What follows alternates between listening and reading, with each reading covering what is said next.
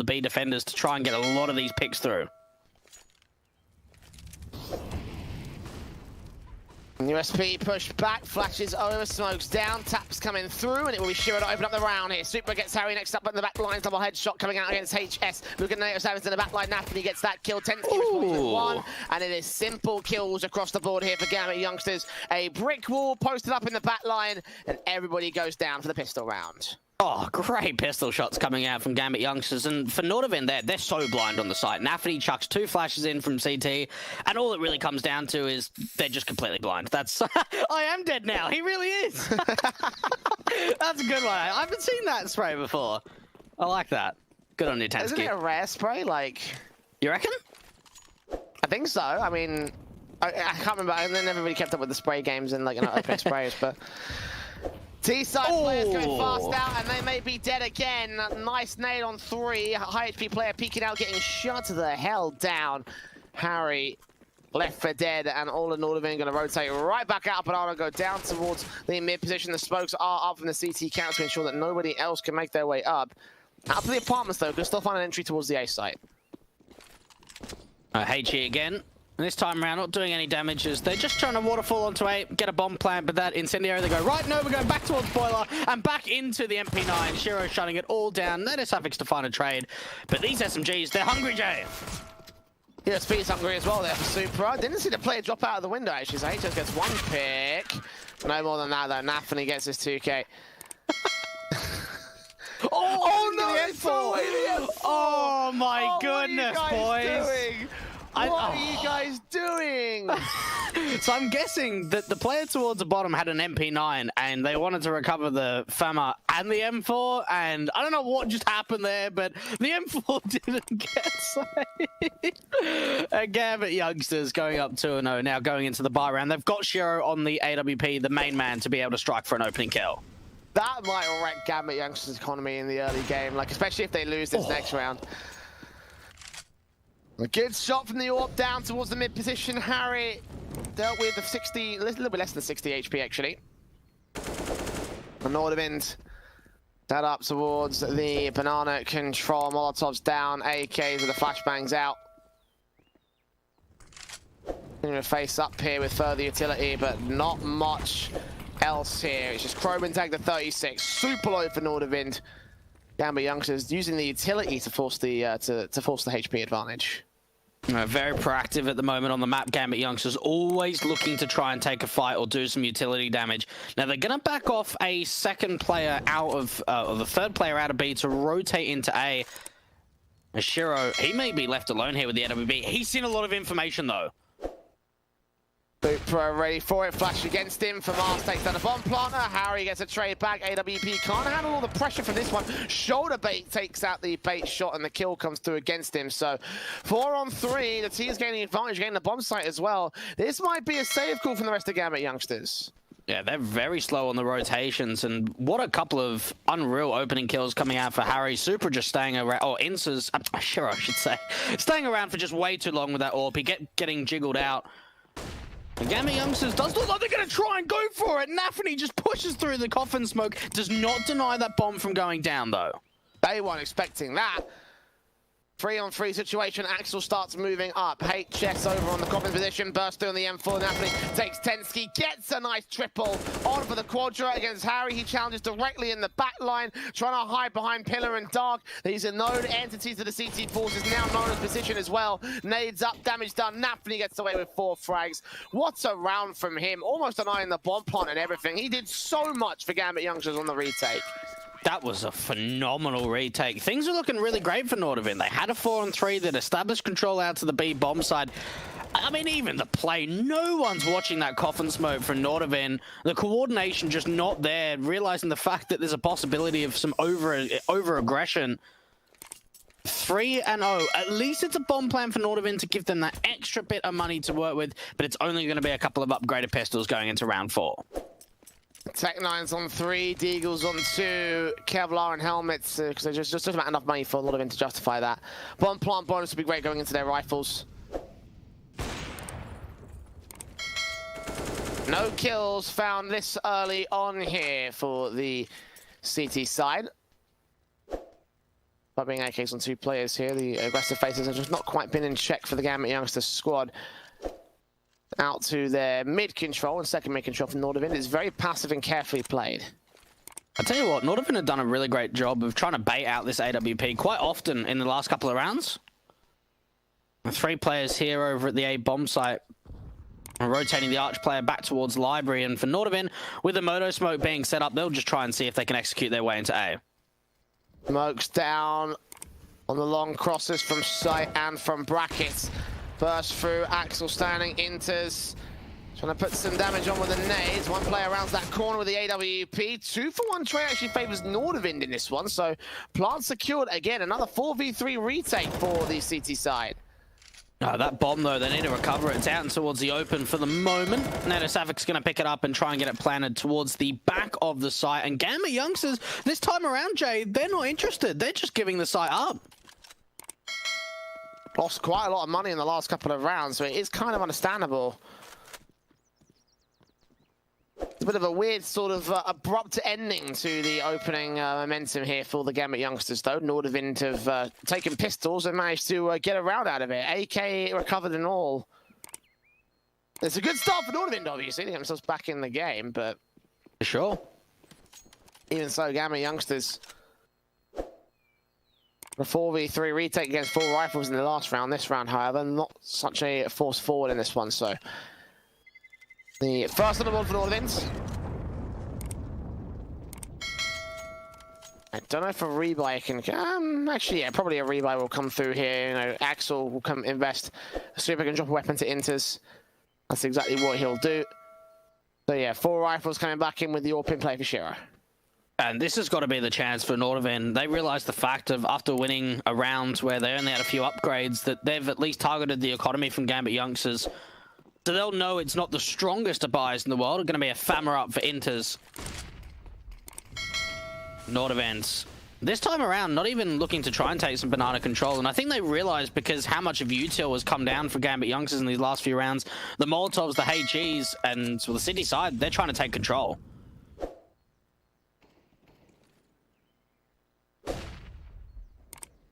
Flashes in, Nafany. Towards the woods, that cubby corner, the AWP is sure there to play contact. The third player going to put a smoke up and just back off towards the A bomb side, because that defensive main needed here. Nordavind are leaning to the apartments. Still pretty passive on the bomb's position is, and 2 players out towards the banana entrance, but for the most part, this does look like it's probably going to end up being an A play. Shiro, he's going to get forced back, which means Nafany's going to be alone, but only 1 kill comes through. Great trade from Shiro, and that holds on the man advantage for Gambit Youngsters. Yeah, well placed there and well communicated from the Gambit Youngsters. Shiro prepping his teammates, saying, I'm flashed, I'm out of here, you need to defend. Get 1 kill, I'll reface, and that's exactly what happened there.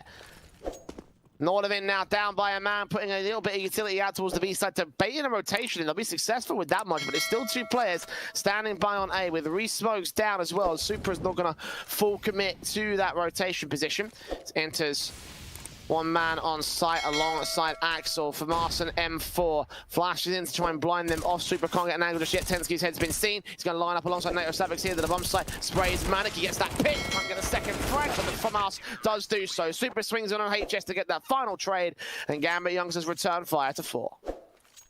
Nordavind just not able to find the instant sort of gradual lead or even momentum on this T side. As soon as they get around, it's instantly answered back. Now they will be able to get a buy-in through round number 6. And you've got to think that maybe a tactical pause might start to come out. I'd like to see them taking banana control a little bit earlier on. It feels like they're very passive towards banana, and it's giving a lot of control away to the CT side.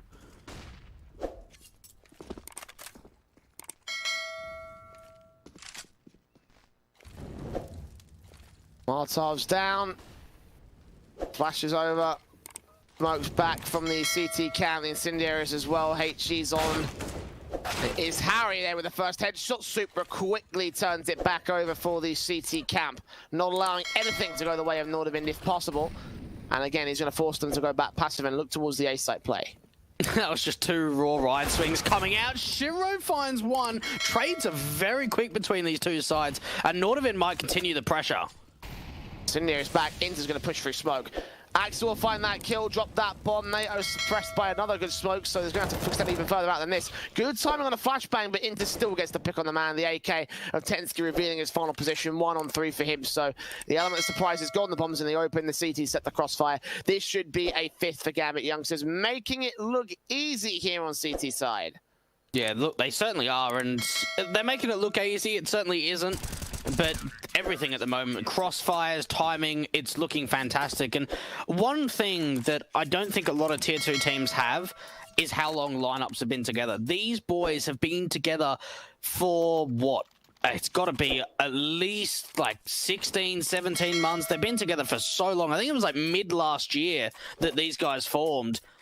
And when you play together for so long, things like timings and rotations and crossfires, it just gels so easily, and that's what we're seeing on the server.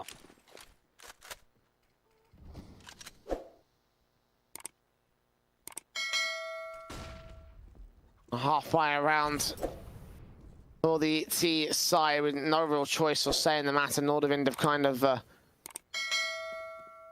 lost control of this. And the economy game was looking awkward there from Gambit Youngsters, and it still is, but they're able to force the issue pretty nicely with force buys, so...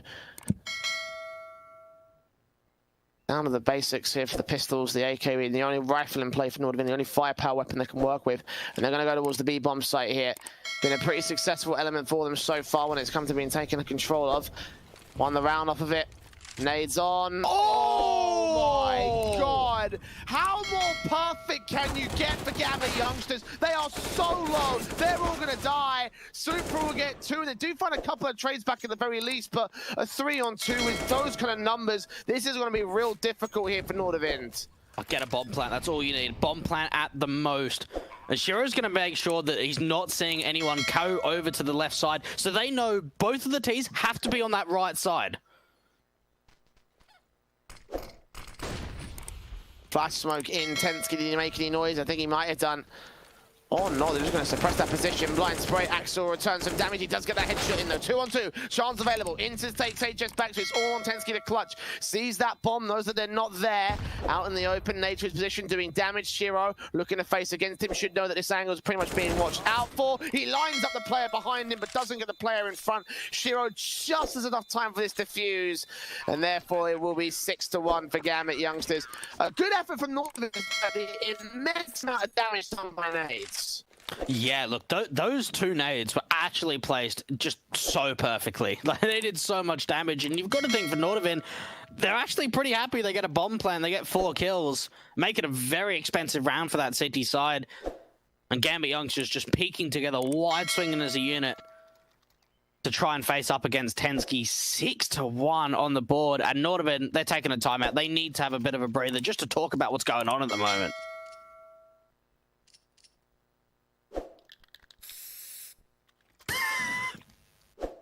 Yeah, you've been dead quite a few times, Tensky, mate. I mean, keep going. The entire teaspoon's going to be riddled in that spray because, I mean, you guys are getting wrecked at the moment. 6-1 for Gambit Youngsters.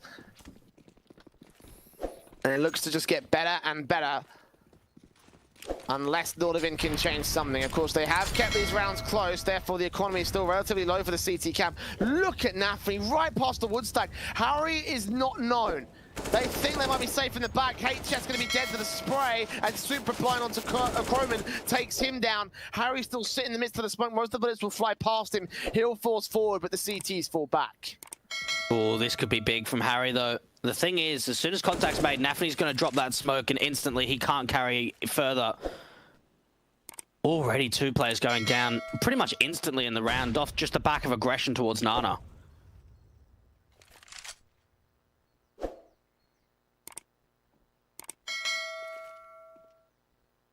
Oh, they're faking the flower pot boost. That's a bit interesting. Yeah. Trying to get out of dodge.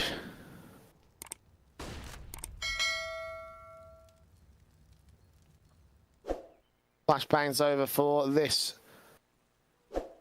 defensive, hoping that Nordavind are going to get caught by it, or at least try and time it well against the execute now coming in. The smoke's down, the Molotov's coming out.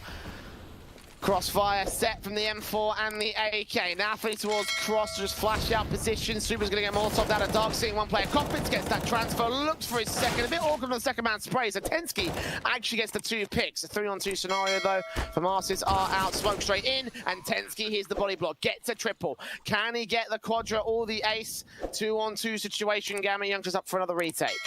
It's down to the Danes, Tensky and NATO Safix to try and hold on to this post plant. Both of them have started to aggress out through coffins into the construction position, and Gambit Youngsters going to tap that bomb. No one's sticking at the moment. NATO Safix peeking out, hasn't seen anything, has seen Axel, but he still doesn't know where Tensky is. And then let's take in the bomb. Good kill from Axel. NATO Safix going to have to force forward to hear those footsteps. Axel gets the kill, but 10 seconds to the defuse. Should have left up for Inders on the kit, but I think he's just got enough time. Actually, hold on. Hold on. Oh, okay. He's got a kit. Just give it to him. Oh, don't do me like that. Like that's classic CLG. Mate, if that round had fallen apart thanks to the kit not being used, I think there would be like justification to kick him from the team. Like that is not a mistake you want to make here. Oh, Kooster had a kit. I mean, that was pretty much exactly the same. But look, that time they just held on to it. A 7-1 Nordevend. A bit of a wake-up call. I mean, they would have known this would have been a tough best of 3, but this is their map pick of Inferno.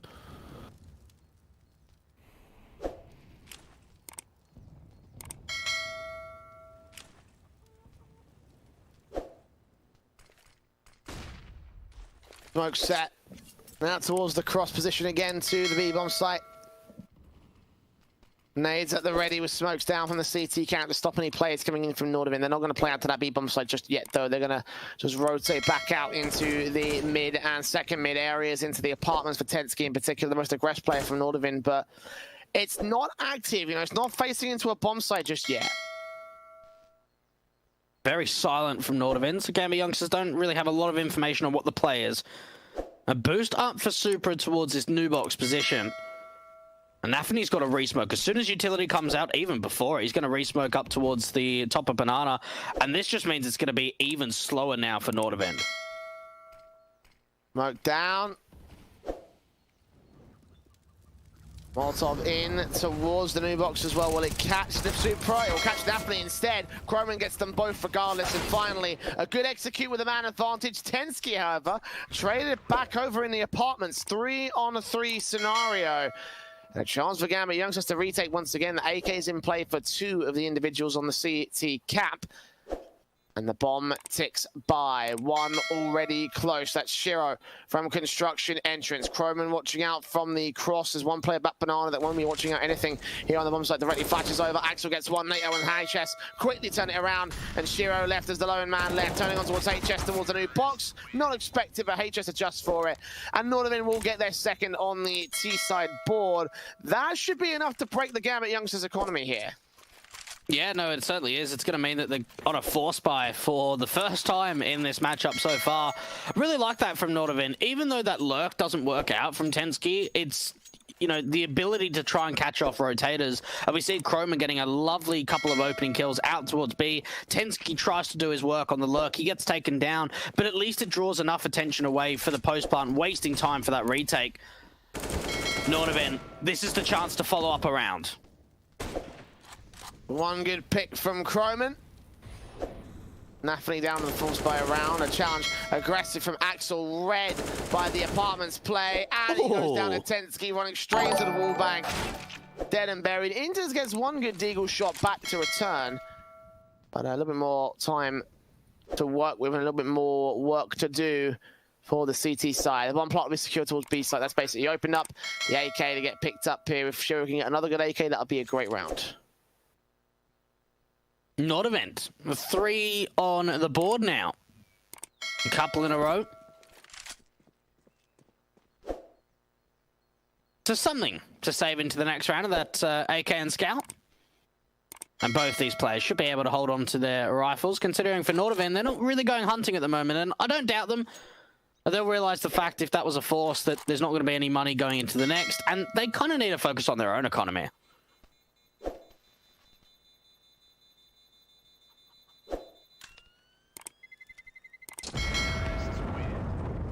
And that force fight's going to leave the money line in a really awkward spot here for Gambit youngsters, so...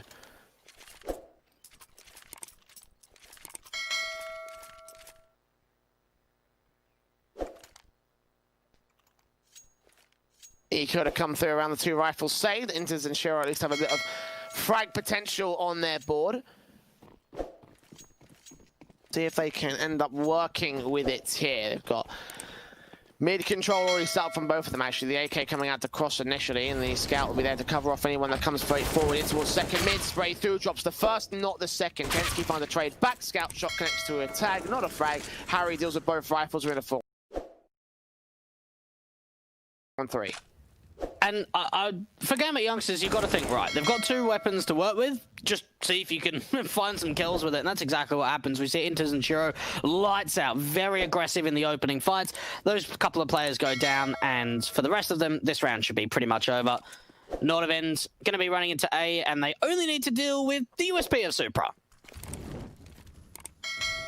USP, you mentioned?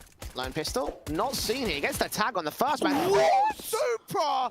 How's he done that?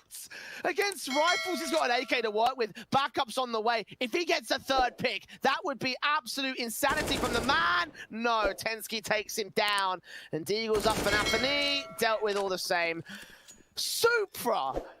Superman, more like. How did he get those kills? What? I was thinking, yeah, USP is probably going to find 10 points of damage and get killed, but no, he gets 2 kills instead. What? I don't get it. I don't understand. Yeah, I don't understand either. And Gambit youngsters can be really happy with that. 3 kills in a round where they didn't have much to work with. Pretty good stuff. Axel, oh, look at the aggression. Oh, him and Inter's going to combine for both the picks this time. The second mid-face, almost the exact same setup, but it catches Nordavend off guard. 5-on-3 situation. And the damage being sustained by the T-side economy, this could be a back-breaking round here if Gambit youngsters can win it confidently, and they're facing out towards brackets without taking a single flashbang. Shiro's going to get the info on where the bomb and 2 players are at. Can't get the kills yet. Croman will catch off Axel for that much, but 4-on-3 situation. The CT still at the advantage as the hit looks to start coming through here. HS trying to lead the charge out of the apartments. They're stalled for a second. If they get into this, they can secure a bomb plant. It all comes up to him to hold the defensive here. Molotov out position, spray through, he goes down. 3-on-3, Nordavend are actually in a really great position. It's going to be a long rotation out from the B defender. Even damage done from a nade onto Shiro. A 3-on-3, Croman's tagged up. And Gambit youngsters don't have a lot of utility, but they do have a kit to work with. Mars facing, looking down to the pit position.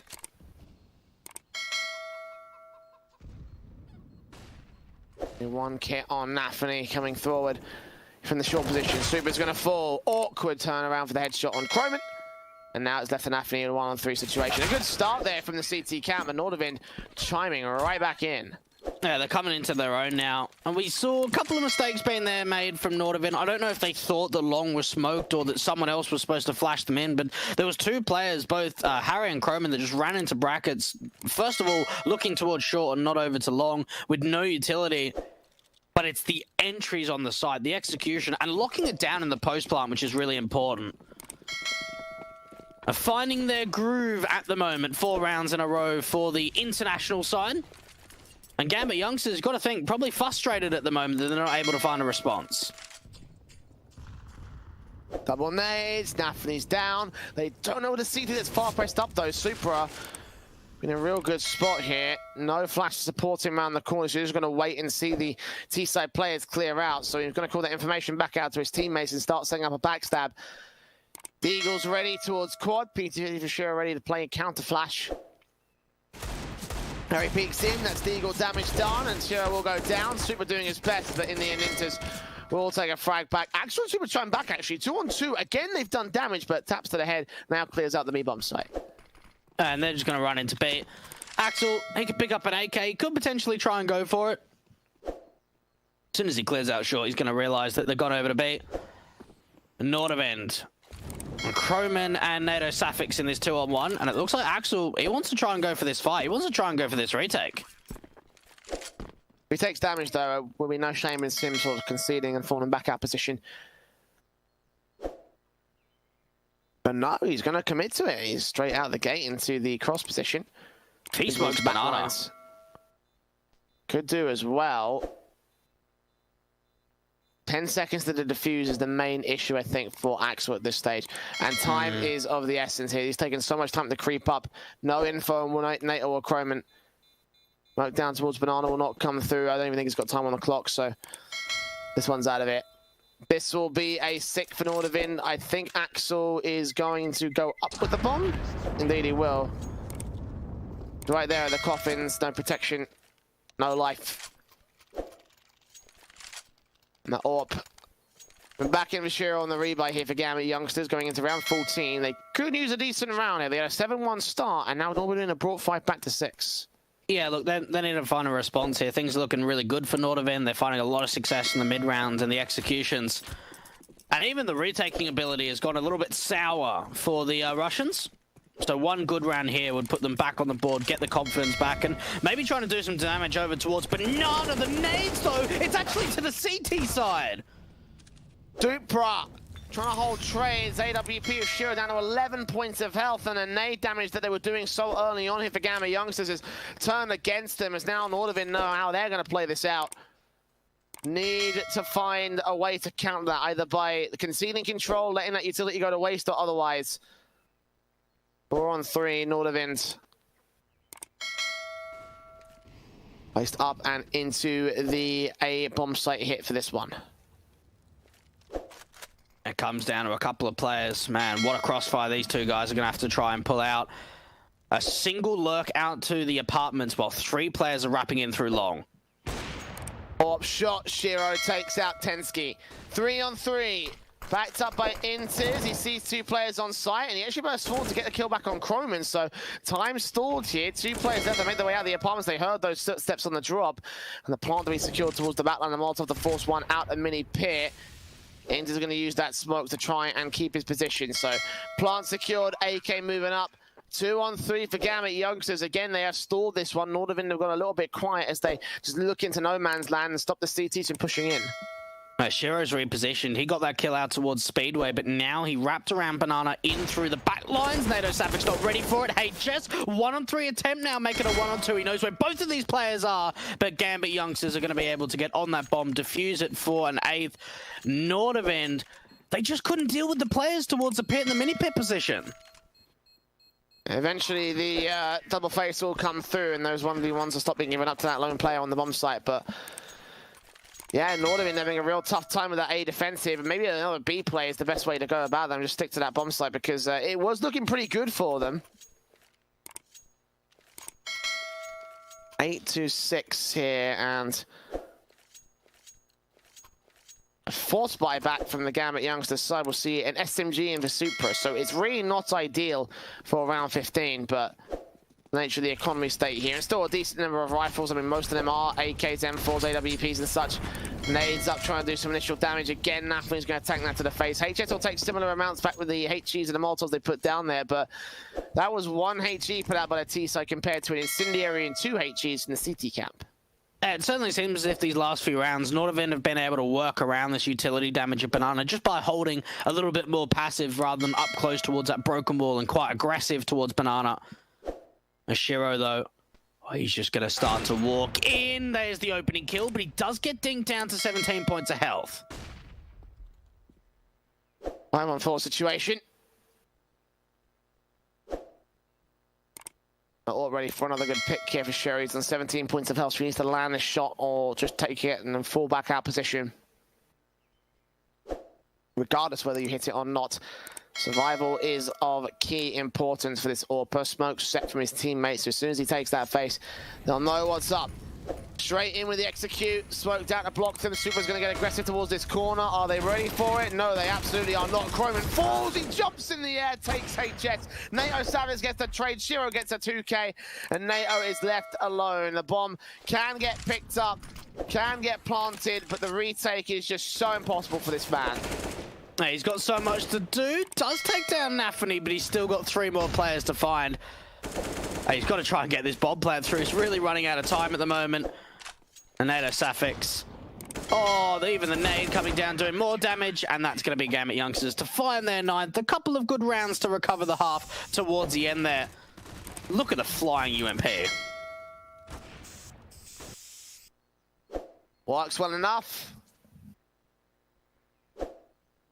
Closing out the half, it is going to be a 3-round lead here for the Gambit Youngsters, looking particularly good here.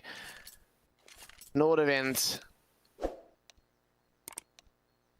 I mean, they did hold their contest pretty early on. Oh, sorry, throughout the mid portion of the half. It was early on the Gambit Youngsters, and later on is where they held themselves pretty well within this half. You know, they looked very dominant for the majority of the rounds they won.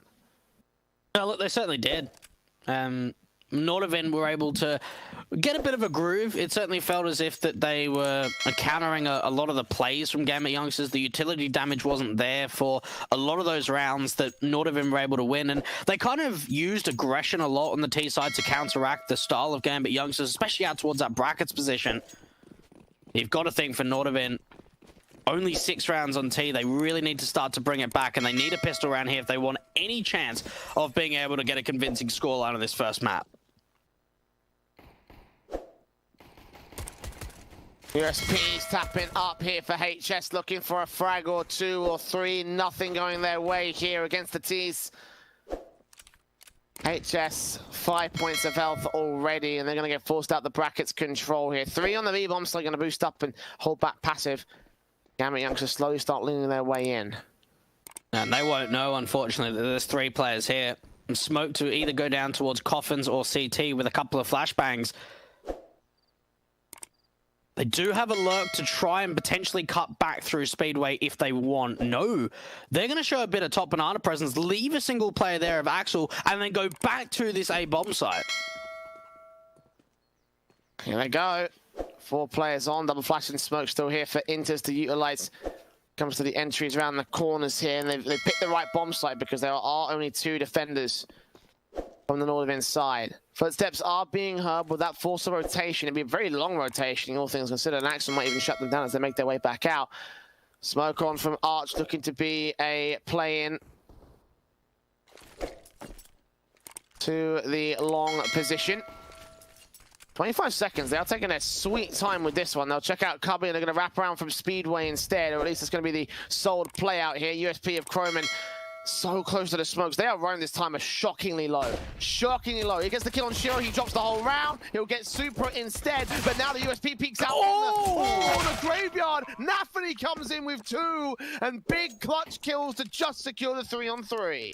Oh my goodness, that was so low coming out from Gambit Youngsters, really running down the clock.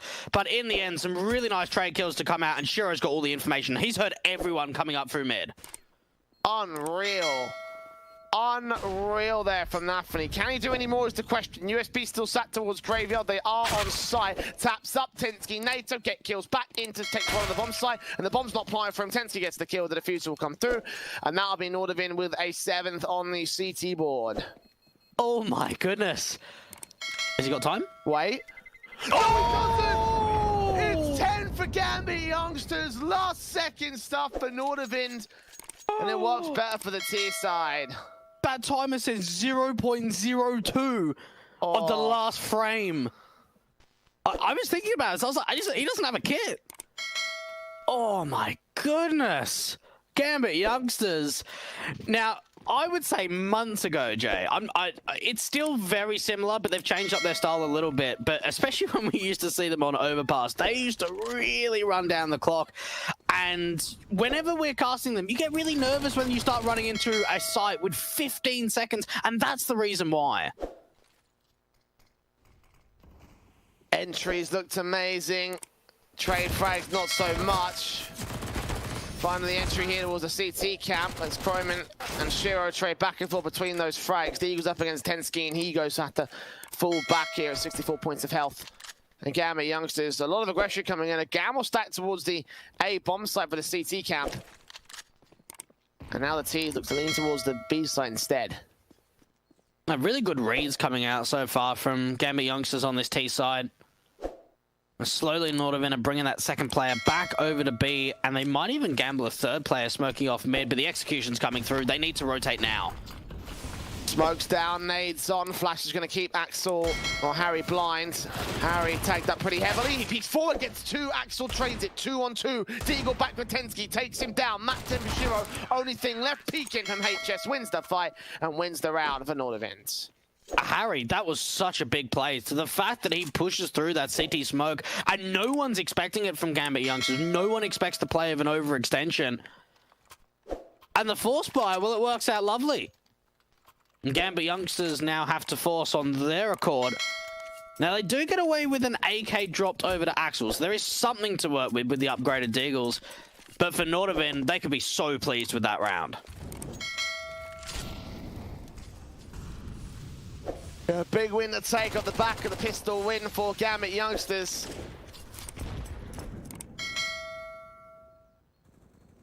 And a force buy back from the T-side line. Axel got the AK. Det here against Nafany and Co. Croman. Space around the corner, sees Shiro, can't take him down. Nafany gonna try to look for the trade. Actually gets that kill on the first man. Super gets HS as well. Deagle's continuing to peek with Super. If he gets another good pick, and he's gonna find it as well. 2 versus 3. Tensky found the trade, but Apartments is open. They can push the bomb, get a plant in. Shiro needs to make sure, though, if they get that bomb down, that there's assistance there, because Tensky is very close and hot on his tail, but Nordevin are in a 2-on-3. They are going to try and retake this bomb site, and they know where Axel is. They've caught him out in the open. Even standing as they burst through on Shiro low HP. It's all to the AK of Inters. Uncontested, unscathed thus far. That is either going to be evaded here as he looks on, lines them both up, takes that one, not the second kill of Harry. Wins out against the AK with a FAMAS kit in hand, so no timer today. This will be an 8 for the Nordevent. Oh, man, unfortunate stuff. Oh, the BM! No, it wasn't. No, it wasn't. You lost to pistols on a force buy. That wasn't easy. Don't give me that BS. Oh, Harry, mate, Gambit Youngsters are going to be giving it to you on Twitter later when they 2-0 you. Mate, don't say easy when you are not in the lead. A bit of fun between the players, between Gambit Youngsters and Nordevent. And, well, it did come down into a clutch. They did get a bomb plant, but for the T side, they really needed a round victory. That was a force, so they won't have money going into round 19, so they're just going to upgrade a few pistols here and there. Yeah, the bomb plant bonus should enable a buy coming into round 20. Round 19 is most likely a loss, and Nordevin finally going to get things going on their CT side. Finally look to hold a level of confidence here on their map pick. Gambit set towards the Rackets position, set to the Apartments. Going to try to look for a new way in here. Minute and 15 to the clock, and it is very slow from this T side at the moment. Nafany, oh, the slow peek in with the Diggle. I think he just spotted a shoulder, but not quite the headshot to come through. Nato Safix to be able to find the first. Oh, great lineup on the second. And a third kill, maybe? I think he heard the footsteps of Inters. Oh, he gets the headshot regardless. Does not know that HS was a second man. He's going to try to wrap around. Axel, hold the phone. They've cleared out A-site. Now Savix has his attention drawn towards Arch and Library. Inter's going to start wrapping in against him. They can secure a bomb plant from here. And Inters is so close. Inters is so close. I don't know if Harry's expecting this position, but the Deagle could be on for a headshot as they round the corner. Misses it. NATO gets that pick back. But for an eco round, a bomb plant already is a pretty big deal. And nade damage done to NATO and Harry. These are two very tradable players. Certainly are. Oh, Axel takes down Harry. The M4 towards the mini pit. He keeps tapping away. More damage is being done. Tensky's so low. NATO savage as well. They're throwing in the towel. They're going for the save. Gambit Youngsters. Oh, not even a force buy. A couple of upgraded pistols. A little bit of Kevlar. And that's it. That is all they've got. Nordevin throwing in the towel on the retake. No choice. That HP differential is too much. Knowing they had an M4 in that back line as well. They've got no money. They have to force. Yeah, double eco status for the Nordevin camp. The M4s need a bit of backup as well, so it just makes sense to go for the force investment. SMGs will come through. See some drop weapons from NATO and Tensky, I'd imagine. And indeed, they do come out with 2 MP9s and a UMP as well. 11-8 here for Gambit youngsters. Still in the lead at this stage. Nordavind, however, on the defense. Passive defaults this time from Gambit. 11-8, 3 rounds up. You've got to think they win this round. They're looking at potentially 13 on the board because that has to be a really rough eco in the next for Nordavind if they lose this round right here. So much rides on this 20th round. Not really much of a contact's been made from either side. We've seen a lot of utility come back and forward towards Banana, but they haven't done anything for either team. And someone's missed a smoke. It might cost them a little bit. Gamma youngsters back in the driver's seat, back in control. Their opponent's map pick, and again, to win this, to defend their undefeated map record of 24. Looking for 26 by the end of this series. 40 seconds to the clock, and they are playing around some weird defaults here. They're going to set themselves up for the B-bomb site, rotate back out towards A. Probably put some utility down to send them on a fake or a rotation. There's already 3 players here on B, though, and the utility basis from Nordavind will come through now.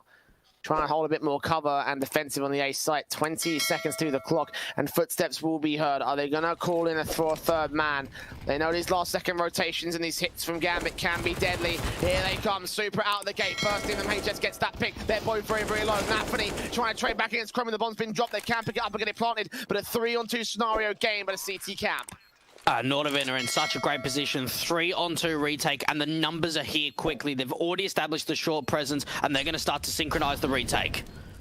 Sprays back and forth. Harry going to hold the SMG kill. Inders in the back line in the corner. 2 HP falling to Tensky. And there it is. A 8th for Nordavind, going to a 9th for the CT side. Meanwhile, the first map of LDLC endpoint has concluded, Dweg. It was Vertigo. It went 16-5. Favor to LDLC. You're kidding? Really? I'm not kidding.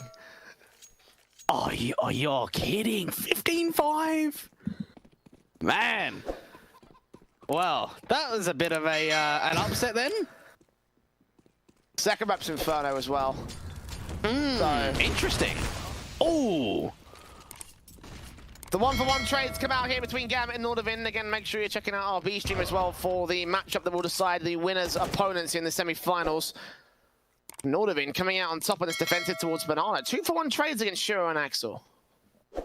So far, so good for Nordavind. And Croman. Don't see too many players holding this angle. Playing anti-flash at the moment to try and establish a bit of a crossfire between HS. Oh, the timing though, and HS looks the wrong way at the wrong time. They're going to get caught off looking the wrong way at the wrong time again. Focused on brackets as the apartments peak came through. Gambit youngsters turning the situation around. Plan to be secured. 3-on-2. They're going to save. Oh, that's a round right there where you've just got to, like, it sucks, but there's not really much you can look back at the demo and say, right, if only we did this differently, because it's something that you could only make a decision in the game at that point. HS looks towards the apartments when the swing comes out of Boiler, and as soon as he goes down, Croman's looking at brackets when the apartments pressure comes out. The worst timing in the world for those two players. And that was such a great advantage. A 4-on-3, and Nordavind just have to save onto this AWP and the AK.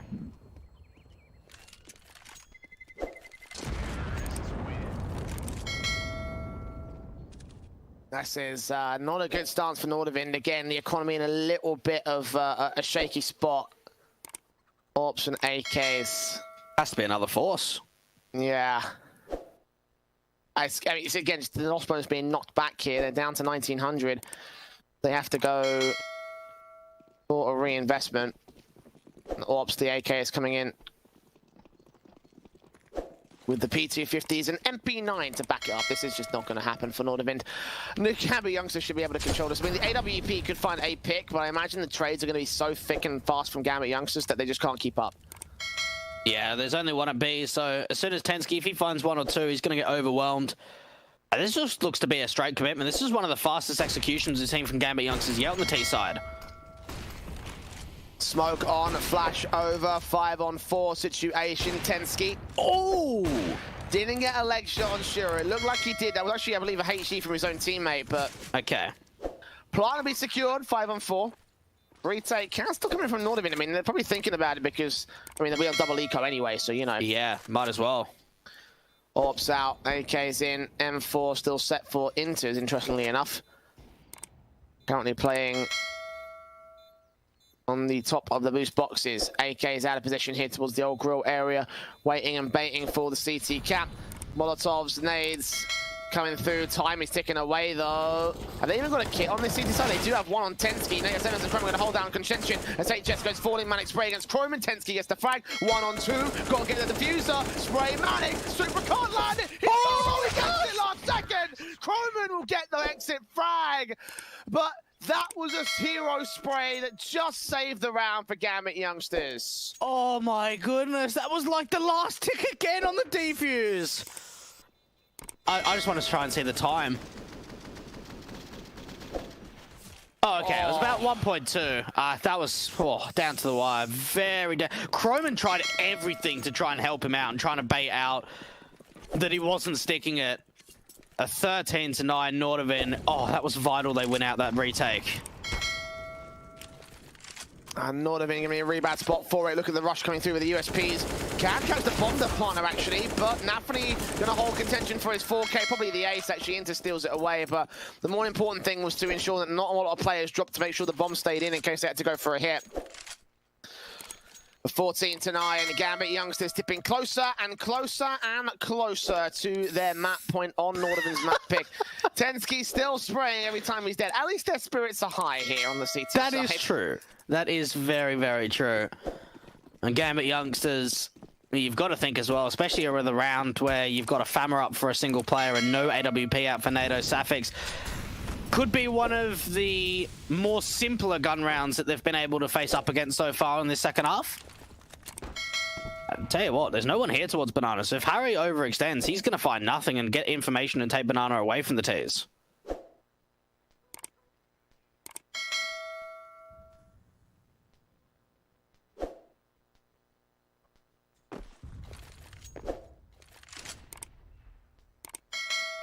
Nades on. Nato and Harry.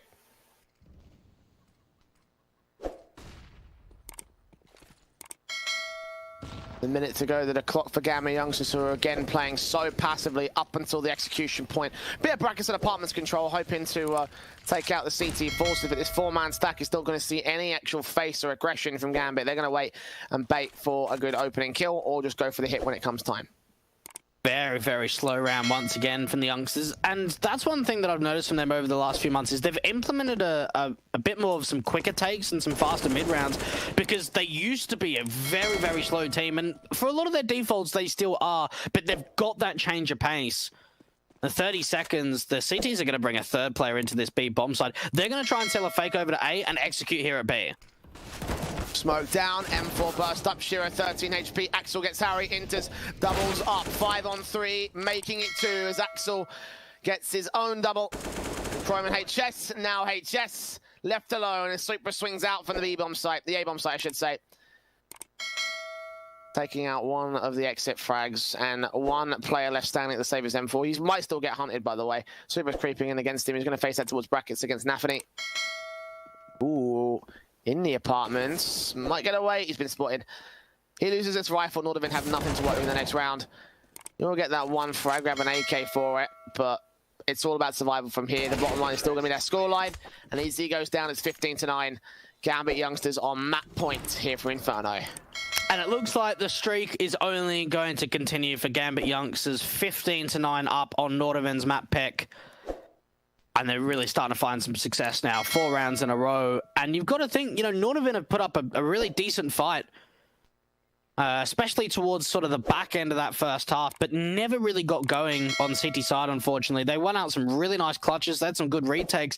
But they never really built up the economy. We saw so many force buys because we went back and forward with rounds. And for Nordavind, they never really even got the AWP out for NATO Safix. I only saw it in his hands only like a few times in this second half. They've never had the money for it. haven't the money for anything, to be honest. I mean, yeah, well, yeah. Couple opportunities here and there with the rifle rounds, but now on a force buy, and the money certainly is not flowing for this one.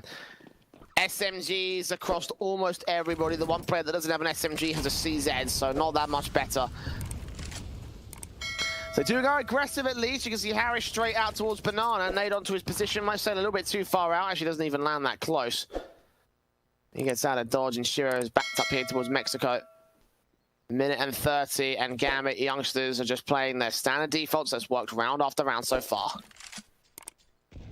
And Nordovin just gamble stacking this A bomb site for the moment. A single defender of Harry is just jump spotting around that car broken wall position at the top of Banana. Running down the clock, getting closer to a minute. And for Nordovin, again, they still really haven't seen anything on these defaults.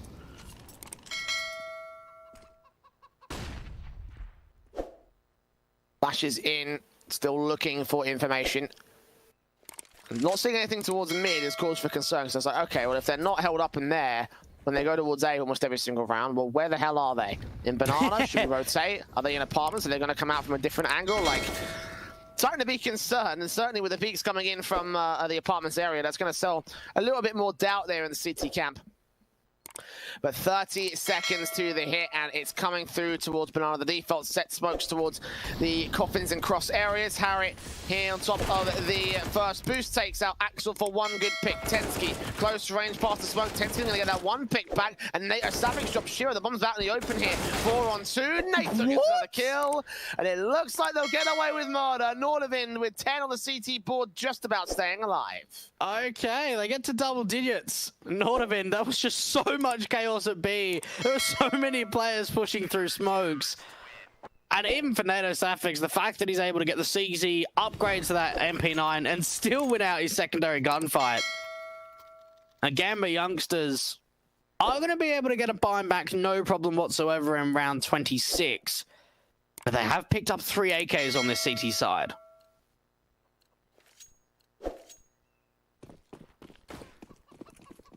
Four AKs actually. You know, Safix That's has 4. Drop out for the M4 of Harry. So that's a lot of firepower for Gambit youngsters to handle. The head Kevlar is basically going to be negated on every single face almost. Again, towards their defaults, a little bit more aggressive this time around with 3 players in the apartments. They're going to lean away from the Banana control. Nordovin not going to push off the back of that. They'll just continue their resmokes and continue ensuring that no one can find their way out into the B-bomb site. It's going to be flashed over towards short, though. The rotation is just about coming in. Here comes the exit. Napany drops straight in. HS gets inters, though. The nade on the low HP player turns us to evens as the plant is coming through. Oh, Axel, the Molotov. Is this going to put the CTs forward? It's going to actually force them back rather than pushing forward. A 4-on-4 post plant. There is still so much utility on this T side. Yeah, they're going to defend mid-hole. Flashbang over 2 players. Spotted, only 1 goes down. HS finds a trade. Got apartments control from Harry. Napany's not watching it. He goes down. Next 3 on 2. Man advantage to the CT camp. They're going to drop in C. Super, he falls, and the orb left to Shiro. Finds 1. Finds 2. On for the clutch to close the map out. But Gambit, he goes for a no-scope and throws the round away. 11 to Nordovin, just holding on by the skin of their teeth, round after round. Harry, stop your BM. That's not true. It's never true against Gambit youngsters. Oh, another clutch coming out for Nordovin. A Shiro 1-on-3 attempt, couple of great orb shots, and Harry's just so up close and personal, tries to go in for the no-scope. And I'll tell you what, Nordovin have probably won 4 or 5 1vx clutches so far in this matchup, which is insane how many clutches they've won. And Gambit youngsters, oh, now they can just rush B. Nades up. Ooh, that's gonna hurt. That is gonna hurt. And now this next play is gonna hurt unless Gambit youngsters back off, which is exactly what they'll do. The incendiary is there to stop them from making their way around the corner. M4 up, sees, Inters, takes him down. Kicks things off on the right foot. Follow-up made from Croman as well into the apartments. It does take out Shiro. Super finds 1 frag, and they might secure a bomb plant from here. Super just trying to see if he can get something out against the likes of Harry, but again, the kill's going to come through against the man, so Tech 9's recovered. And that'll be 12 for Nordovin. They're coming back into this one, Dweg. Yeah, they're putting up a really good fight at the moment. 3 rounds of a deficit. The nade damage was ridiculous. Even for Harry, just looking left, right towards that default box. Gambit youngsters. Now I'm looking at the buy and I'm thinking, okay, they're going to be able to buy in 28 and 30, so they've got a potential of 2 gun rounds left in regulation if Nordavind keep winning. And they've got that AWP out for NATO Safix. It's been a while since they've added the AWP in his hands.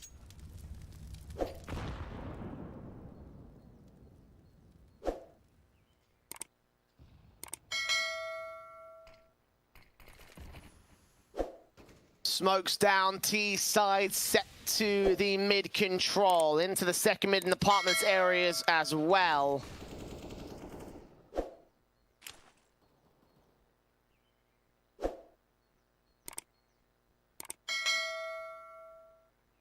They're over a minute to the clock. All the action to come through from the Gambit side. The crossfires are set, the 4-man stack on the A-bomb, so you must imagine that Nordavind can hold some level of confident defensive, and this time they're not going to run the timer solo. Harry's ready for it, takes out 1. Croman comes up with 2 alongside HS and Tensky, and there it is. Quick kills out for the Nordavind camp, and they have locked down the side defensive. How do Gambit youngsters break this? So they've got to make sure, okay, let's just half buy. You know, well, don't even really need to, but at the same time, just don't really worry about this 29th round. Worry about the round going into the last. They need a tactical, though. They really need a tactical to just talk things over. Because I don't think they've taken a single tactical in this matchup. I mean, they really haven't needed to so far, but it's getting to a point where there's a big streak of rounds and a lot of confidence going the way of Nordavind.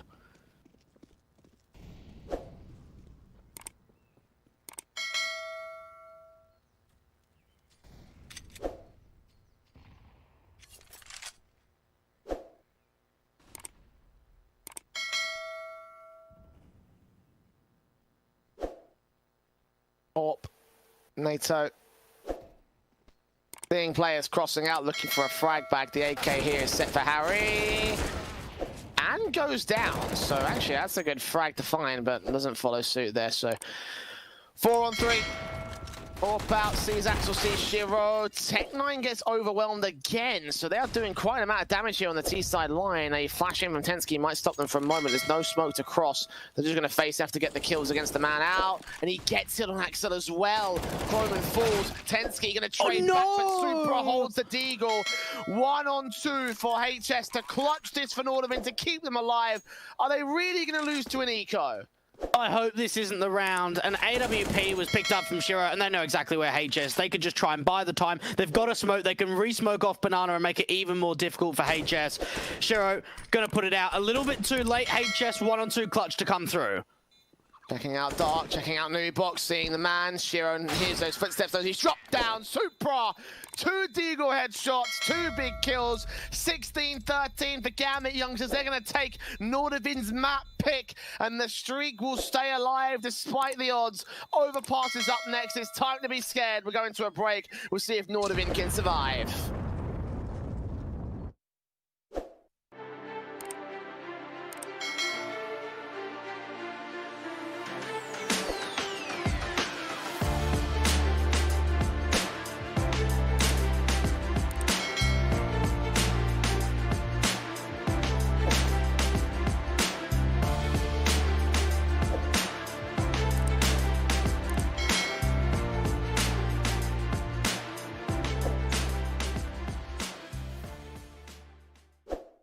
Initialize booting.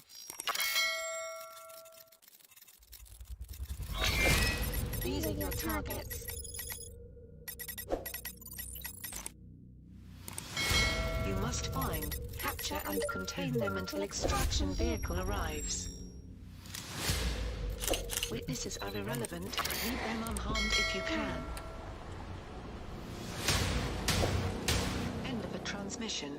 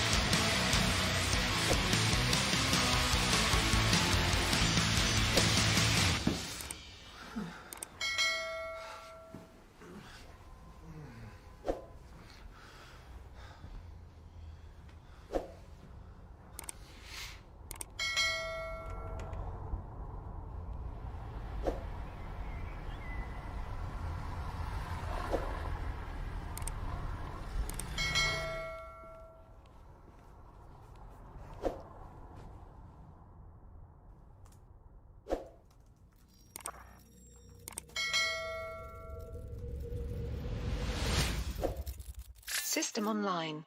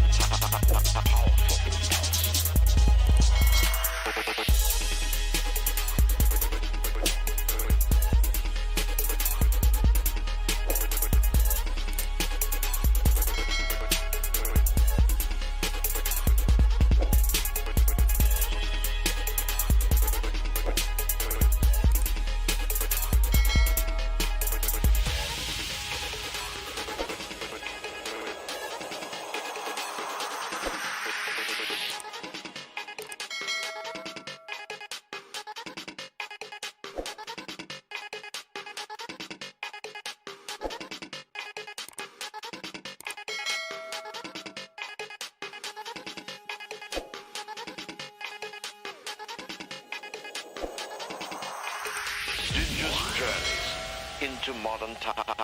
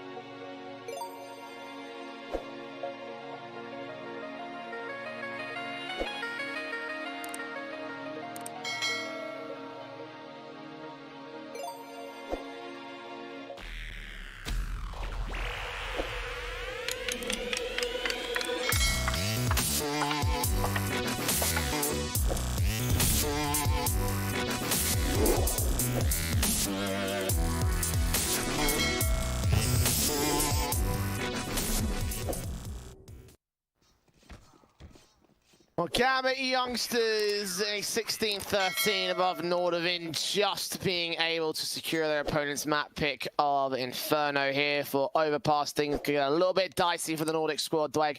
And, I mean, they put up a good fight, but the undefeated streak continues. And something tells me it's going to continue well past this series as well. Oh, yeah, no, certainly.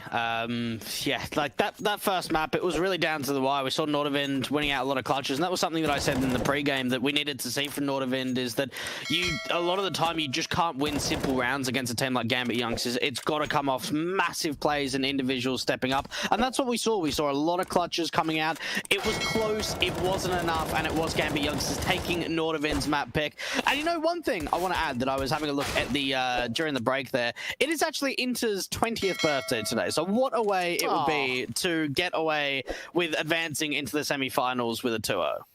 Well, happy birthday, Inter, from all of us here at 9 to 5. And we'll see whether or not he can get the best birthday gift of all. As you mentioned, a spot in the semis up for grabs here for the Gambit youngster side. If they can win this map, it is the best that they have in the pool, Dweg. This is the best map they have in the pool. Nordavind are up against quite the mountain to climb. Got the utility out set up already. A smoke molotov from Super, smoke double flash for Nafany, double flash and defuse for Harry. No upgrade pistols here for anyone. Actually, no. Shiro has been sent a P250, so maybe Super didn't have a smoke at all. Either way, spread out defaults from Gambit youngsters once again going passive and slow. Tensky has spotted a player out towards Rock, and well, for the city side, they've been able to get a lot of information. HS has pushed very aggressively. Now, with him pressed up in through short, that actually allows a 4-man stack over at A. Minute and 10 to the clock. Time is ticking. Gambit youngsters will have to get a move on eventually, but I have no doubts they eventually would do so. Tensky instead gets impatient, takes out Inters to start things off out. The utility will go to Nafany still, so nothing lost as of right now here for Gambit youngsters. They're just playing in. Chroma's going to find another kill on Axel, though. HS with headshots back down towards the lower short positions. And a 4-on-2 suddenly favors Nordavind. Tensky going to find Shiro next up. Super suddenly left alone, and this slowness not going to work out for Gambit. Nordavind got impatient and they won the fights. And Nordavind were like so antsy in that round. They started aggressing pretty much everywhere on the map. And with the slow defaults coming out for Gambit youngsters, they don't really find anything out of it. No bomb plan, only a single kill. They don't even get to use any of that utility that they had. Nordavind, they pressed up through short. They pressed in around that banana position to find the opening kill. And that's one thing to try and counteract with a very slow and passive T-sided team on a map like Overpass, is just try and get in your face of your opponents. See if you can walk up, make noise, be silent, however you do it, but you can catch them off guard quite often.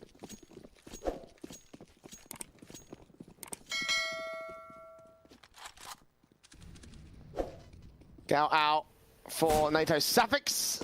Gonna open things up here against the T-side, who actually got an eco in this round. They're not even going to bother with a force investment. We'll do some damage initially to NATO, but Tensky is the man that opens the kill on Shiro. Nafry's also tagged pretty low. They can push them on, so they could potentially push the CTs back, get a bomb plant, which probably is going to be the best thing, the best case scenario for Gambit youngsters to get that bomb plant in. The SMG for Harry. Standing by, doing damage. No picks as of yet. The bomb finally does drop as Harry and Chrome crossfire. Clean up the rest of the round and get themselves plenty of money in the CT bank. Nice and easy. Inter's last one left. Just a Glock out. May take one player, but even that's going to be a bit of a difficult task. And Nordavind off to the right foot to start Overpass off. A single player going down in the pistol. None in that second round conversion, but we're looking at the rifles to come up in round 3. AK should come out across the board. Maybe sure if he wants a scout, but no, he's going to go AK. And for Nordavind, they need to continue this pressure going forward. They want to start to build up a bit of a streak around them. Just bring some confidence in this series.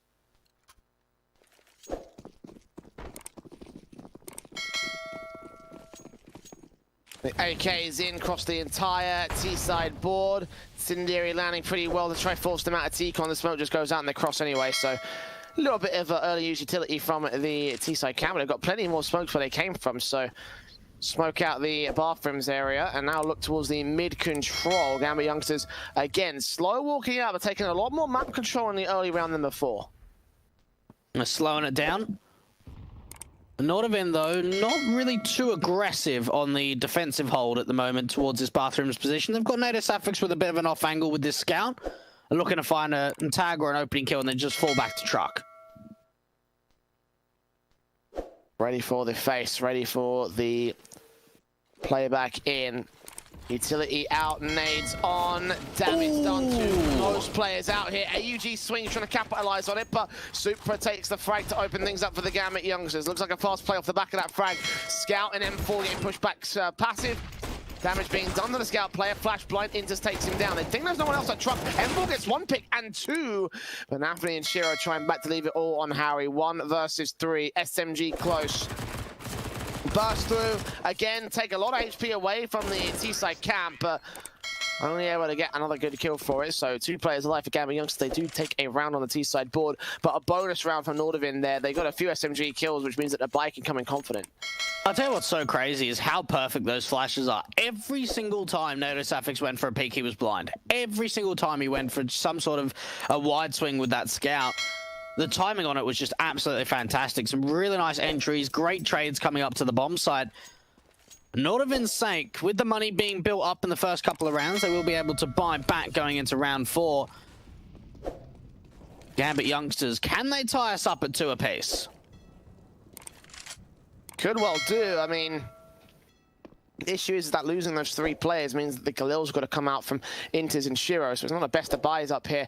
And aggression is coming in from Nordavin. They may spot out the default and the execution coming in from Monsters. Some other early execution from Gambit Youngsters. No one's here to defend it directly on the bomb site. They got that short control. I think they'll realize that they pushed in. Molotov's out, swinging from the M4. Still drops that bomb, gets the info out. AK and Athlete takes one. Knows there's a second player there, and Supra, his nade can get Croman down with the assistance damage. So 4 on 3. Bomb plant will be secured. Retake up for Nordavin. And this is going to be another retake attempt coming up for Nordavin. What we saw a lot over on the city side of Inferno, retaking bomb sites. And you know what? They might call in the towel here. Yeah, they're backing off and saving, realizing the fact they don't have any kits. Very light utility and a man disadvantage. They're out of there. They're going to save those weapons into the next round.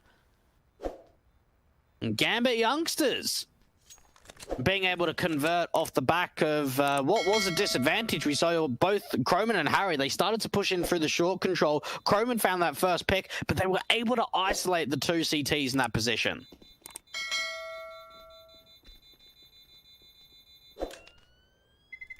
They go second to the board, Gambit Youngsters. Even styling against Nordavin once again, and the 2 rounds in a row are going to really limit the opportunities for a rebuy back. I mean, Nordavin technically on second of the double eco rounds. I mean, with the rifles in play, though, they might still force the issue on Croman and Harry. It's a very difficult call to make at this stage.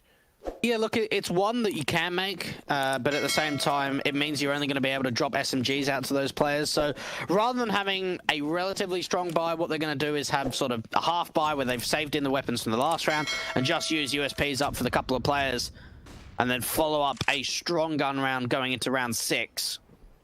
The only problem with not forcing here is that you give up the advantage for the Gambit Youngsters side. We've seen Big Academy doing this boost quite a lot in gun rounds. It seems like Nordavin want to try and go for the triple boost of Graffiti. Mars set here. The 2 pistols to get it set for the short control. Meanwhile, the long control coming from the actual main rifles. NATO and Shiro trading back and forth between the 2. 4 on 4 situation as the M4 bursts up but can't get the kill. Flash in is being seen back towards the back corner. Super's going to check it, get that headshot. Turn onto the players back here. HS has rotated back with the FAMAS, the 3-man boost, taken out of play to get towards A, but they've all stacked up there. So as the walkout comes towards Monster, Axe is going to call it in. There's no one on the B side, guys. Rotate and get a plant. I'll tell you what, this is a big off angle, and especially if the fact of Croman just runs in with this AK, he should get taken down from Axel. What a shot coming out from Croman with no armor and just an AK. He's now found an advantage. M4 out, gonna see Croman next to at least get that trade back. AK against HS. He needs a dink, but not a frag. And AK picked up by Harry once again. 1 on 2, workable with the HP numbers of the Gambit Youngsters side, especially if Shiro's not corner looking the right way, but no. He gets his 3K, grabs that AK. And grabs the third for the Gambit Youngsters side. Still, though, for no investment in that round, Nordavind got quite a lot out of it. Yeah, look, they really did. They can be quite happy with that. Great shot coming out for Croman, rotating through. Unfortunately, it's not a round success. But they've got the buy up in round 6. And for Gambit Youngsters, you've got to think as well for them. This is now 3 in a row, but considering how close some of these rounds have been, they're keeping the economy very low on the T side.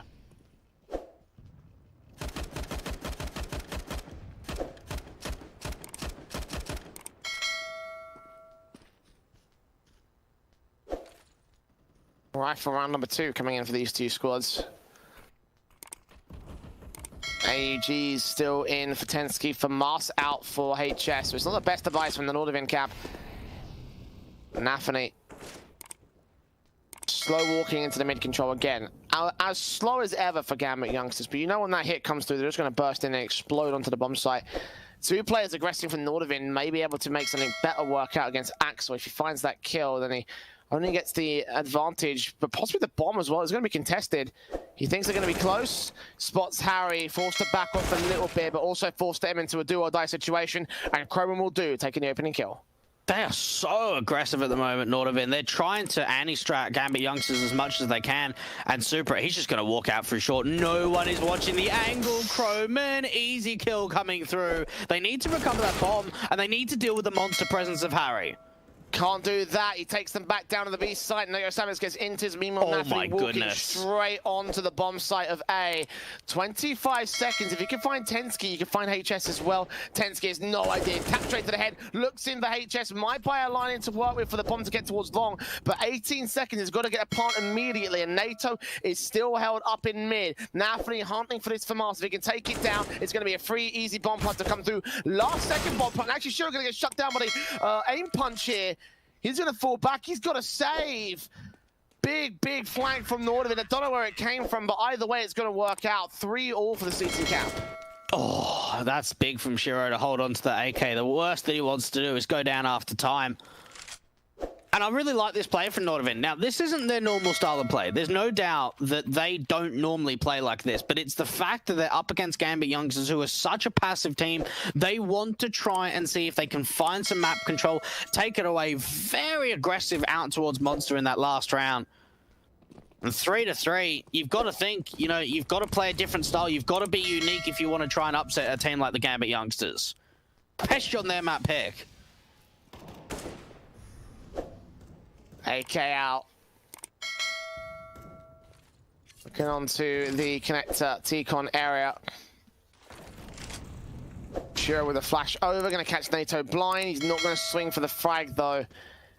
They need to find the opening pick on this one, and NATO's going to punish him for it. So Shiro's passive aggressiveness not going to work out for him. Nafany holds on HS. Tensky gets the trade. Nafany doubles up though, 3-on-3. And a line into the A bomb site, but the long control is going to be the main thorn in their side. Now, Super will know that there's someone towards long because that was just re-smoked from Tensky. And Super, he can just sell an A-fake. If he just stays here, even if he gets 1 kill, he can start to rotate the players up. Now, there's 2 at A at the moment and a single defender of Harry at B. Waiting with a smoke down. AK looks on, tries to do damage towards Axel. Axel gets the kill instead. They force the rotation, catch off the SMG. The bomb plant will be secured on B. Tensky's got no choice but to save. And there's nothing you could do against that. The fact that Axel just wide swings out, he gets a great duel onto Harry. And even for Supra, just the timing. As soon as they get a kill at B, he's like, right, I'm going to just check up just to see if anyone rotates off. It instantly catches off the rotator. Very strong round. A great response from Gambit Youngsters after Nordavind are able to pick up their 3rd. And now there's no money again for Nordavind.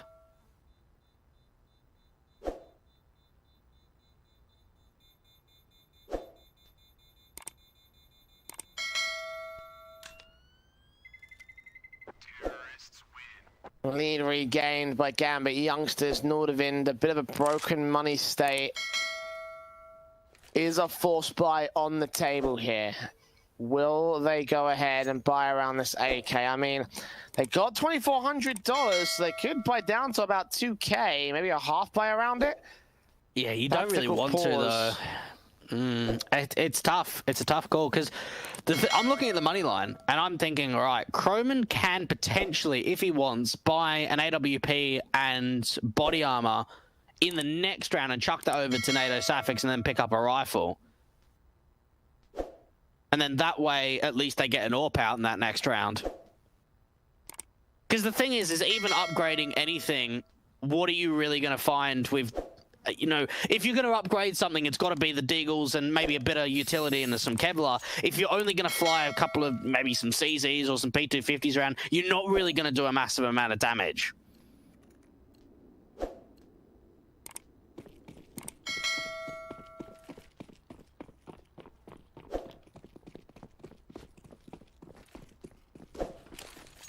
Nades up to try stack in from both sides, and it works great for the T side. Not so much for the CT cam. Nafany got dinged down by a bullet, not by the HEs that they put down towards Tikon. 5-on-3 situation, 2 players tagged up heavily. Tensky now last man left with the AK, gonna get faced in by Shiro. Probably take the frag for it as well. Covered off by the smoke, but the USP of HS, the last thing left standing here towards the B bomb site. This will probably end up being a 5th for Gambit Youngsters, but going into this round, I don't think anyone was particularly surprised at that prospect. Yeah, as long as they're holding on to that AK, then it's decent. In saying that, though, you probably think for Gambit Youngsters, they might try and go hunting. They'll know that one weapon was saved from that previous round. So, Tensky hasn't fired a bullet yet, so they haven't quite given the position away. But if they go hunting up towards the Tikon steps, then they'll be in the right way of trying to deal with this. Oh, lovely.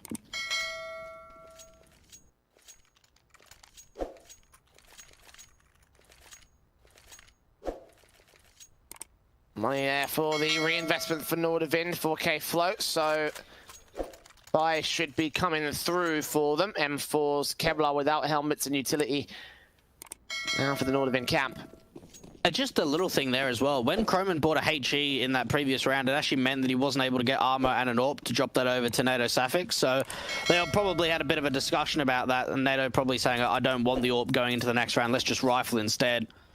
Early utility to A. They've got a divider and a bathroom smoke, but this is going to be a BXE. Yeah, I mean, they set themselves up to what looks to be a mid-default, but the aggression coming in from NATO Savage is going to get the information that nobody is actually here.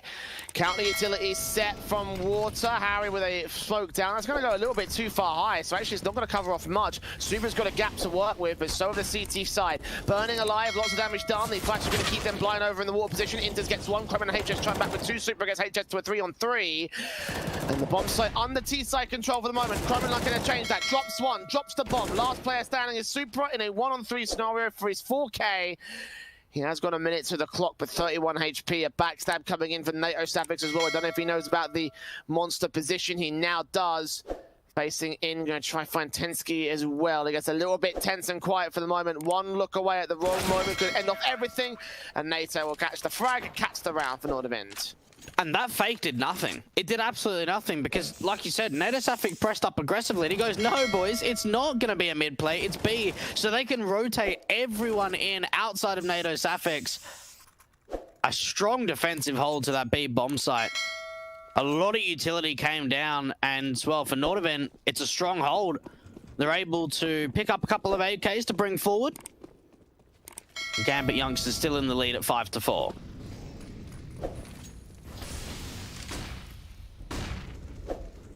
Still looking confident from them at this stage. I mean, obviously the buyers are getting a little bit more scrappy as time goes on, as force after force comes in from both teams. The economy for both squads are a little bit tatters at the moment. Gambit Youngsters, a little bit more to rest on in terms of Axel with Super's money line, but another BXE looks to come through, and Tensky blind takes Axel for a ride. SMG in, trying to take Nafany down. He returns the favor with a frag, and Inters comes up with a good kill with HS falling to the AWP. 4 versus 2, and I have a feeling the Gambit Youngsters may have just won the round. And we've seen a couple of rounds in a row now where they're a lot quicker to the B bomb side. The fact that they run through that bridge speedway smoke is just ridiculous. Like, it's just a play that you would never expect on the CT side. A lot of the time they put that bridge speedway smoke around, they'll start getting control of the side, barrels water, and then clear out graffiti. But no, instead the T's run through the smoke, catching Nordavind completely off guard. What a round. 4 players staying alive. What a confidence booster too for the Russians.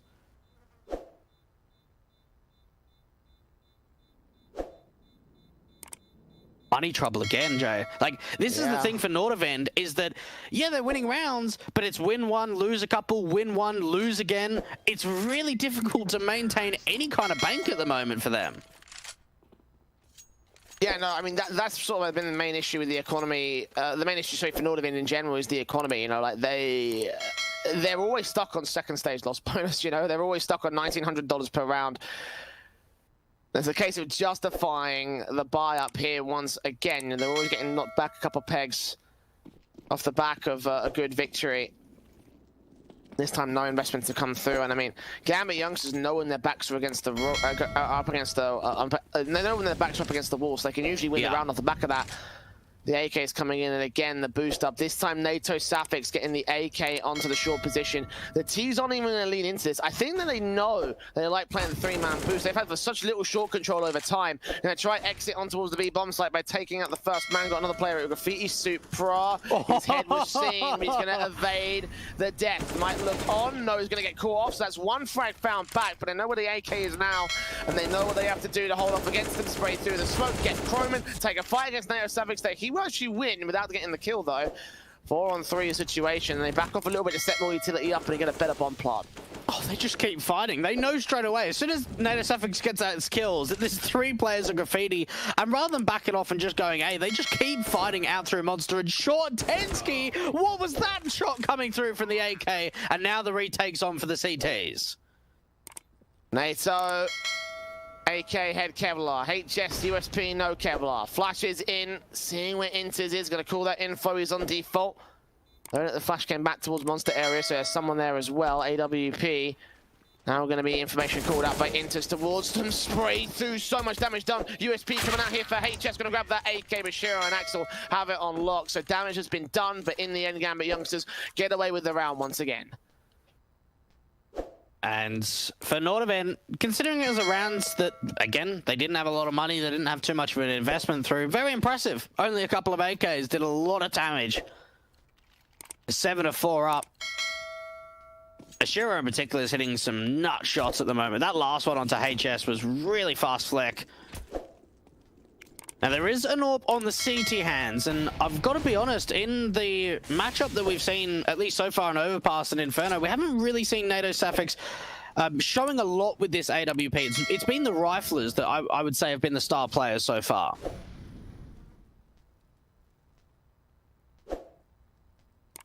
AWP in for NATO, pixels away from seeing the first man out for the mid position, but no information gained, no control or frags gained by either side. Supra's gonna go past the benches, the smokes will go back up from the CT camp, but they're gonna regress past it. I mean, Supra's gonna ready for this, but no further aggression from this Nordavind camp.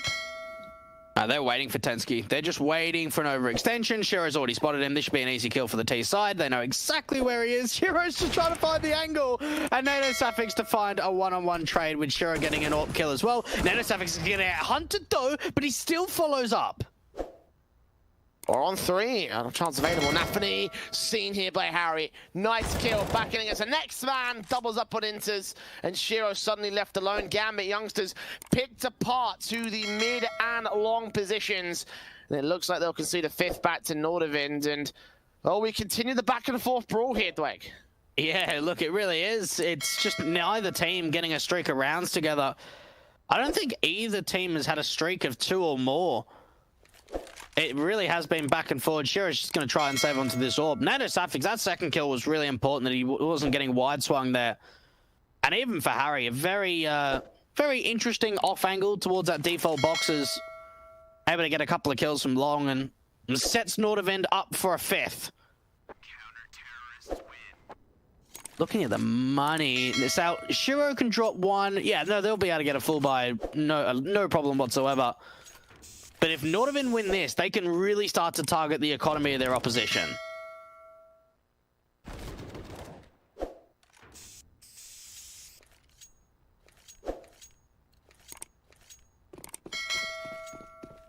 Well, the rifle rebuy coming in from the T-side camp, so AK's on 2 for the Nordvin side, saved in for extra firepower, but Gambit Youngsters again just trying to reset Nordvin's current loss bonus stage. Back to, I believe it's $1,900 if memory serves me correctly. Smokes up, Orb standing. Nordvins have NATO watching out the mid control and connector areas, but again, just as passive from Gambit Youngsters they've been playing so far out in these early rounds. Aggression again for Nordvin, taking this short control. Now, if they aggress even further out through Monster, they can gamble stack A. They are going to see absolutely nothing.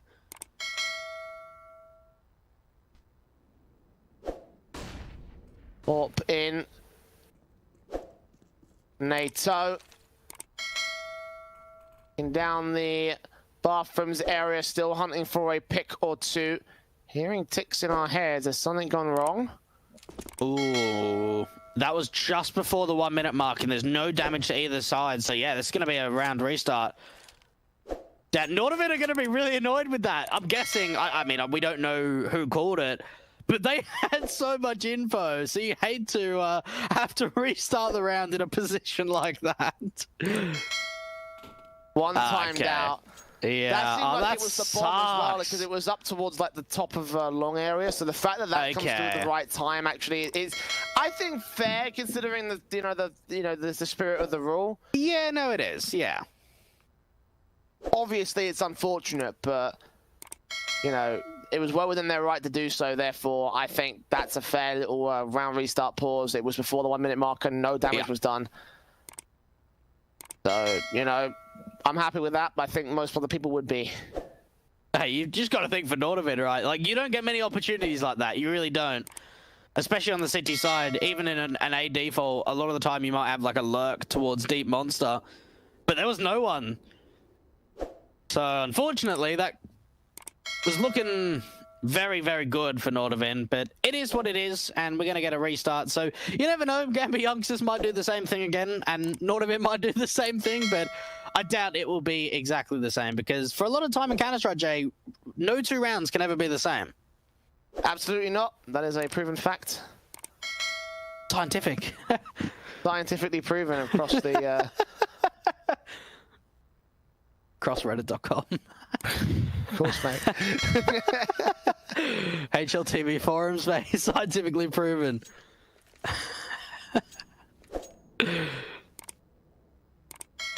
Well, either way, Gambit Youngsters are still in a pretty decent driver's seat. I mean, again, just by the lead alone. And on the T side as well, because the thing we'll consider about this map is that it is Gambit Youngsters' best map, and they overall have a better CT side. So the fact that they're doing this well on T side, in terms of the long con, it's a bad sign for Nordvin, Yeah, no, absolutely. And I've watched a couple of games from Nordvin on Overpass. It was a few months ago, but even looking at the stat line, it does look very similar. That they have quite a weak T side. They can often really struggle to get momentum on T. So you've got to think, at least in the scoreline of this basis of 7-5 up for Gambit Youngsters, Nordvin are looking for at least sort of, I don't know, 8 rounds on TT. Maybe, well, 8's the most they can get. But yeah, 8 would really help.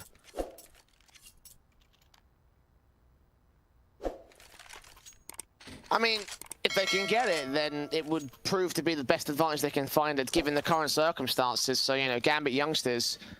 The AK's in, the Galil out, sure, with the P250. Probably gonna, the enemy was dropped in front of him, so that's the exact same setup from last time. The full sets utility and everything, so nothing of a major sort of what is it? Deficit? Not deficit. Yeah, what's the word I'm looking for? Should I get the dictionary out? Yeah, you can go ahead and flick through that. I'll cast the next round. So Flick through 1,000 pages. Figure out what word I'm talking about. Yeah. Yeah, no, I know which one it is. Orpanator and Shiro back to the defaults. Let's rerun round 13 and see whether Nordavin can gain an advantage of Gambit youngsters. This time, a bit of a different affair for the T side, taking a connector presence instead, where they haven't really gone at least connector all too often. If they have, it's only been sort of like 1 or 2 players at most. This time around, they got the bomb with 3 and try and take the con from the bottom up rather than from the top down. And it's actually a gamble stack at B to start this round off. NATO's alone at A.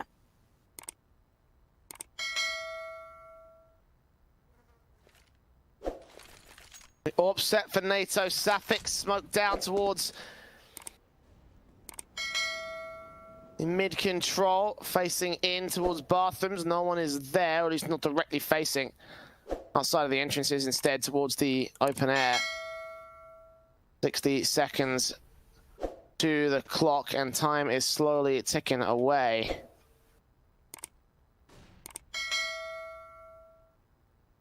Pensky hit. Just like look at the crossfire being sent from the city side. If they put the utility right down, this could be all domination. NATO, collateral tag on Indus, he takes out Super, finishes off the job that he started, makes it not quite 3, Tensky steals it away, but either way, as you mentioned, that crossfire set by the CT forces has shut the whole round down for Gambit youngsters.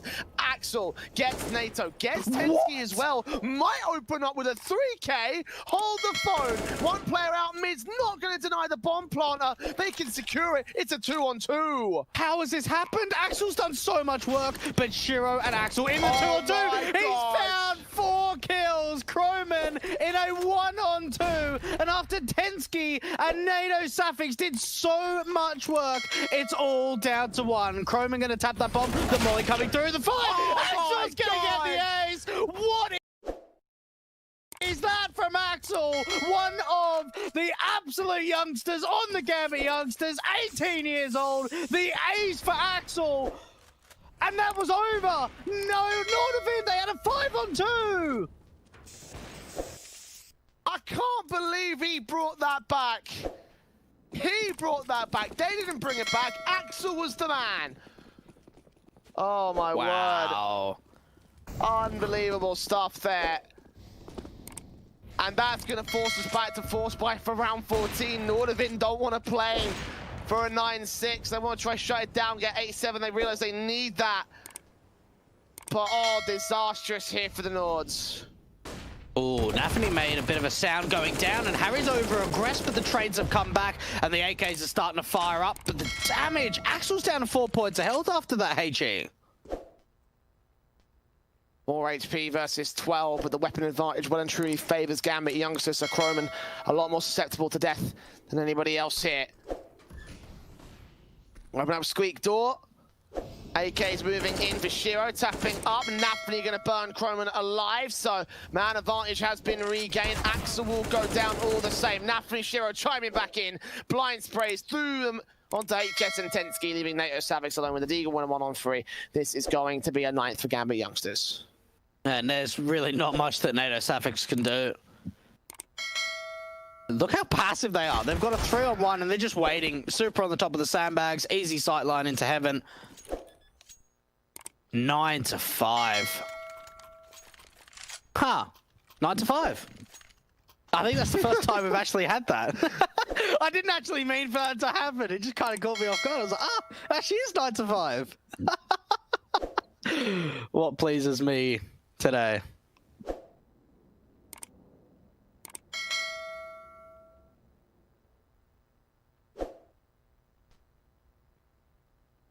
Oh, a tactical pause for Gambit youngsters here.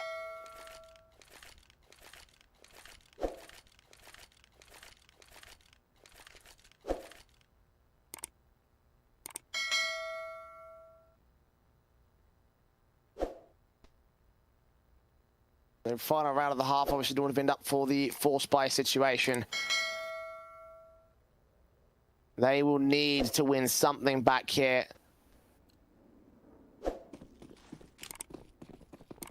At least get a consolation round, at least a 9-6. I mean, that's workable. Difficult, but workable And again, looking towards that CT side, it's time to be real concerned right now for Nordavind. Like, they have got some major problems to deal with. And we thought it would be tough going into this matchup. It is exactly tough. It is tough as anything right now. They've got to do some heavy lifting, Jay. This, again, could be another 9-6 half. Or could be 10-5. And Gambit Youngsters, just a single lurk out from Axel. Aggression again out from short. And I'm surprised how many times Nordavind have gone for this kind of aggression. And it's not worked out in favor of the Gambit Youngsters. This round could honestly be a 6. They've got a 5-on-3. 2 AKs recovered as well. Firepower basis. Bomb going to get picked up, rotated back into the A-bomb site here. I mean, the AKs are going fast in towards long. One player spotted to the back line. HS is also there. Counter flash evaded from Naf and his part. Looking in with the player on site. Traded back by Inters to a 3-on-2 situation. Molotov's down. Shiro slowly rotating back to the B side. It's an open plant here. They might sacrifice Inters for his trouble. It depends how many players he can take out the CT side. But a plant can be secured here for the youngsters here. He wants to try and go down through Con. If he could take Harry, this could be the opening through. There it is, 2-on-2. And Shiro's over at B. They've got absolutely no idea. But with Inters going down Con, they're now going to get the idea that the bomb's rotating.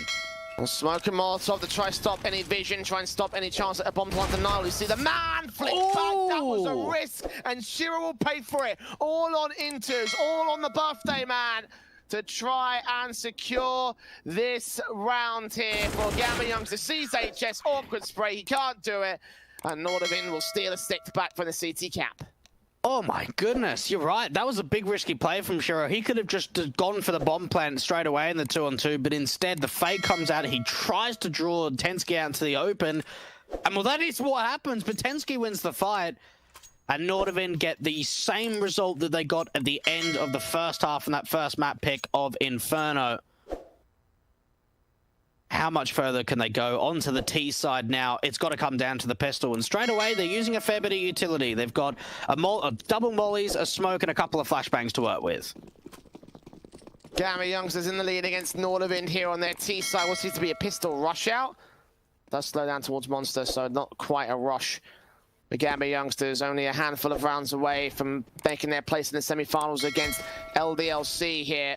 They just won out their series against Endpoint 16-9 over on Inferno in map 2. Protect to 8 points of health. Already forced back quite far for the Gambit Youngsters side, still playing passive as smokes and Molotovs come in to force them out position. Taps continue. Nordavind looking to get a good start here in their half. They've lost that first pick against Tensky. Round the corner sweep against Harry. Next, completely blind is NATO Sapphics, and they can get the kill alongside HS falling. Croman securing a bomb plant, but that money bonus may be the best they've got here in this one. All 5 alive for the CT side. 10 to the board of Gambit Youngsters. Oh, what a defensive it be. Again, the flashes are probably one of the biggest successful elements for this Gambit Youngsters side, and that's just only one element. The fact that Nordavind are running in, and they're just so blind. They're absolutely blind.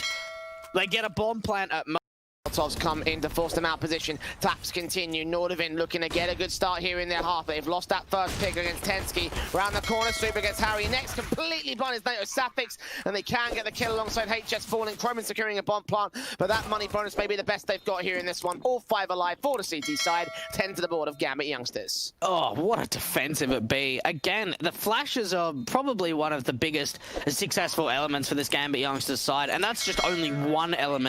The fact that Nordavind are running in, and they're just so blind. They're absolutely blind. They get a bomb plant at most, and that probably has to force the buy. You're down 6-10. You've got a bomb plant. That's the opportunity, and there it is. Straight away, the force buy up, but rather than going for the Galils and light armor and light utility, they're actually going Tech 9s with lots of armor. Lots of utility.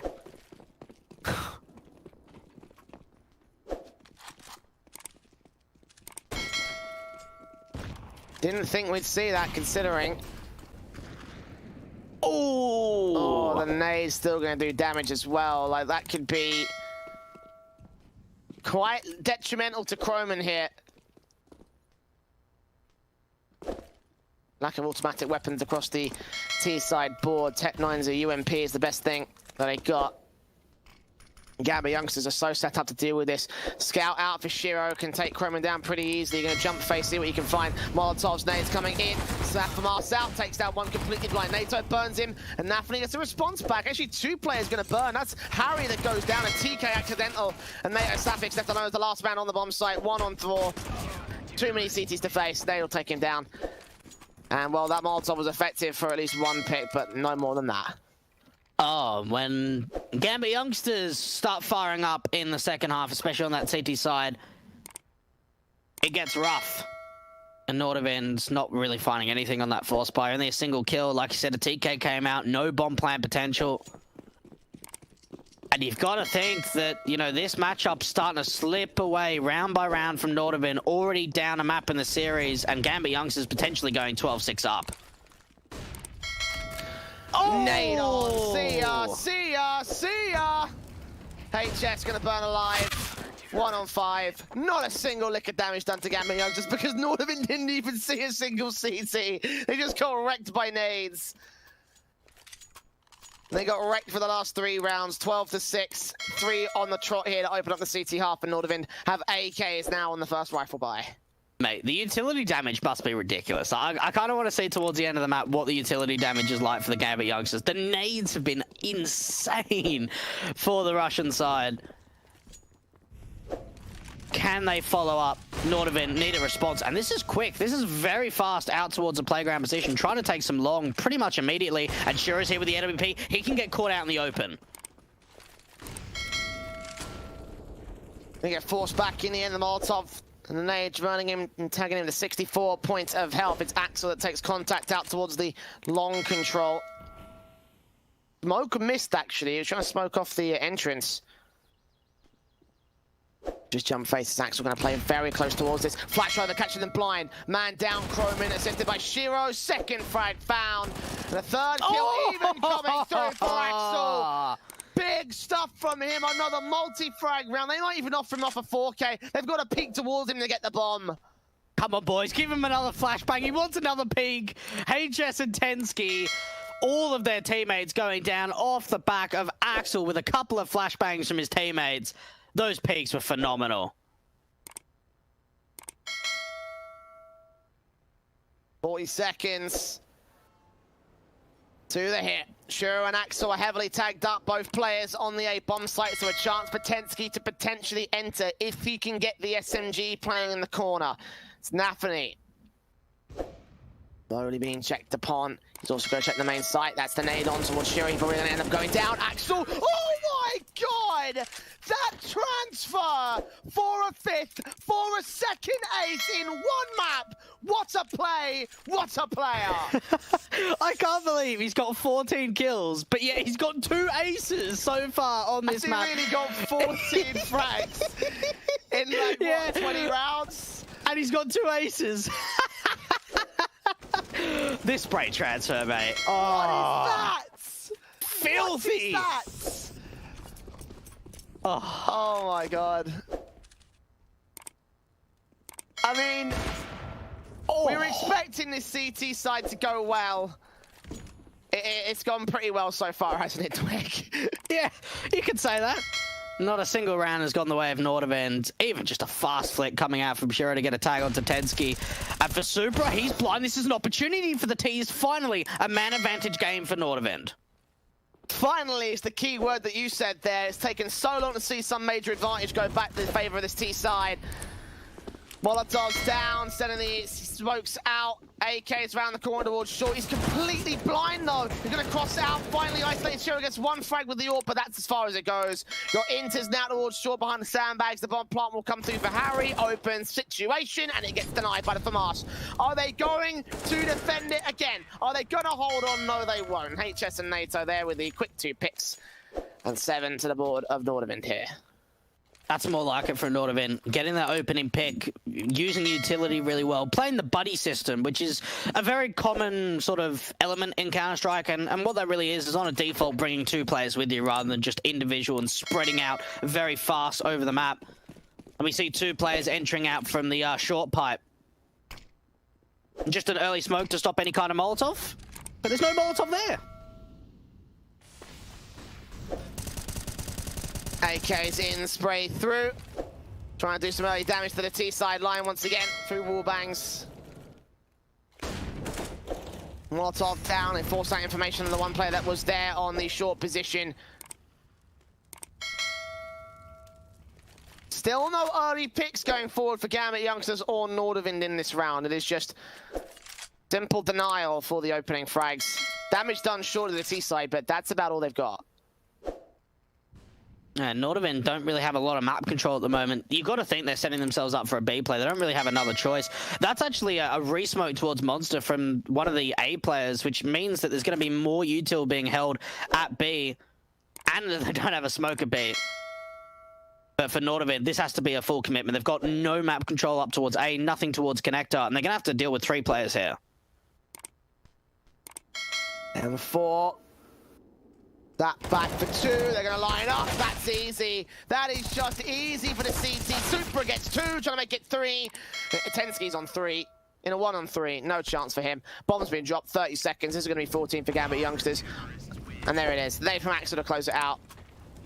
And every time there is some massive response here from the Gambit Youngsters side, you know? Imagine if they started CT too. Like, imagine if Gambit Youngsters started CT side. They're looking phenomenal, they're looking so great. I'd imagine we were seeing a similar sort of LDLC 13-2 half like they were up against Endpoint a little bit earlier today. One-sided. Unfortunate. Very one-sided. Nordavind at this point they're looking for consolation rounds because there's just no way. The way that Gambit Youngsters are playing right now, like, there's just no way they're going to let this matchup go from them. Axel will be traded at least in favor of NATO Sapix. 4-on-4 situation. Shiro is also forced back. Only defender of the A bomb site. Backup is on the way. And they go slow enough to the point where it should reach him in time. AK out here towards short. Super wins the fight. Sees one more out of connect. AHS gets the trades once again to an even standing, but Nordavind rapid back around towards the B bomb site, knowing that they have caused a little bit of disarray there on the CT defense. Oh, and the aggression coming out from one of the players towards Bathroom. I think that's Nafany. Yeah, look, he's been able to force the rotators into that B bomb site. He can start to backstab. This could be massive for HS is here. HS spots it. Now they can bring the bomb back to A, but it looks like they want to commit to B. They're going to commit out Monster. One frag found by Super, not aware of the second player that's also there. 29 HP. He does damage and leaves it all on Shiro. The AWPer, the main man for the CT camp, flashes over. AWP is scoped in. Now go for a bomb plant. He will slowly face around. P250 out against Harry. He's waiting in the midst of the smokes. And Shiro repositions towards Shore. Got to check out Monster. Sees his man, gets the kill, turns around. 1-on-1. Will he win this with a pistol alone? He doesn't see Harry. Yes, he does! Shiro! The pistol instead of the rifle, and it works for them. That's how good Gambit Youngsters really are. Oh my goodness, P250 King, Shiro must have got some information from his teammates that they did some damage up. Realizing the fact, okay, I've cleared out the bomb site. He couldn't have fallen back to short because I've already cleared that out. He can't have got Monster because I've just taken down HS. We knows he's on the site somewhere. Maybe wrapped around to water, probably on the site. You can see him looking around. He goes, yeah, he's got to be in this smoke. So well played from Shiro, reading the 1-on-2. And Gambit Youngsters, 15-9. They could end it right here, right now. And it's likely they will. Like, how do you look at this and think this is going to be amazing? How do you look at this and think Nordavind can come back? How do you look at this and think, yes, they're going to be able to win? Based off the sheer formation and the sheer level of dominance that Gambit Youngsters have brought to the server today. It's insane. Absolutely insane here for this CT camp. And I'm imagining that things are going to continue onwards for the rest of the matchup. They've only got so much time and so many to win. Even Axel's deciding to pick up the AWP. Almost never see it in his hands. It's normally always Shiro. Nordavind establishing some long control. Now, if they're able to isolate the AWPer on towards the site, then they can maybe try and sandwich Shiro in to sort of stay hidden in towards bathrooms. Axel, opening frag. AK Hayes rebuilding his position, trying to find something out here towards the mid-control. Damage has been done. And the smoke's up, looking for the execute, looking for the commit. Flash out, NATO Sapix, first man in, gonna get some sort of kill. Harry's gonna get shut down by Axel. NATO's completely blind by a flashbang. Shira's ready, sees the shadow, takes the bomb, takes the 5-on-2. One trade comes back from HS, but he's low. The smoke cleared. Napoli finds his man, and the AWP of Axel will close it out. 16-7, 2-0. Gambit Youngsters moving on to face LDLC in the semi-finals. What a performance from these guys, man. Every time we see them, they just look better. And that's the weird thing, right, is that we've casted Gambit Youngsters for the, back end of 2019 and pretty much all of this year.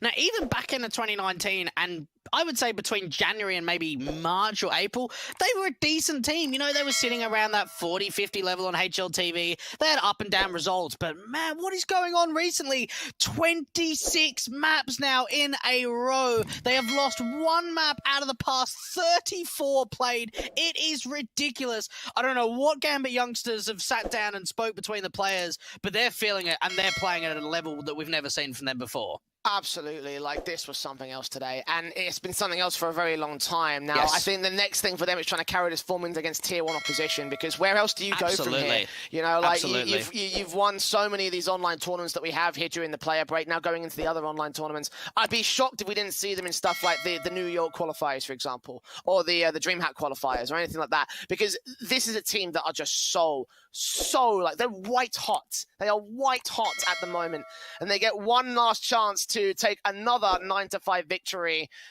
and complete the sort of like perfect run. You know, they got last 9-5. They could get this 9-5. You know.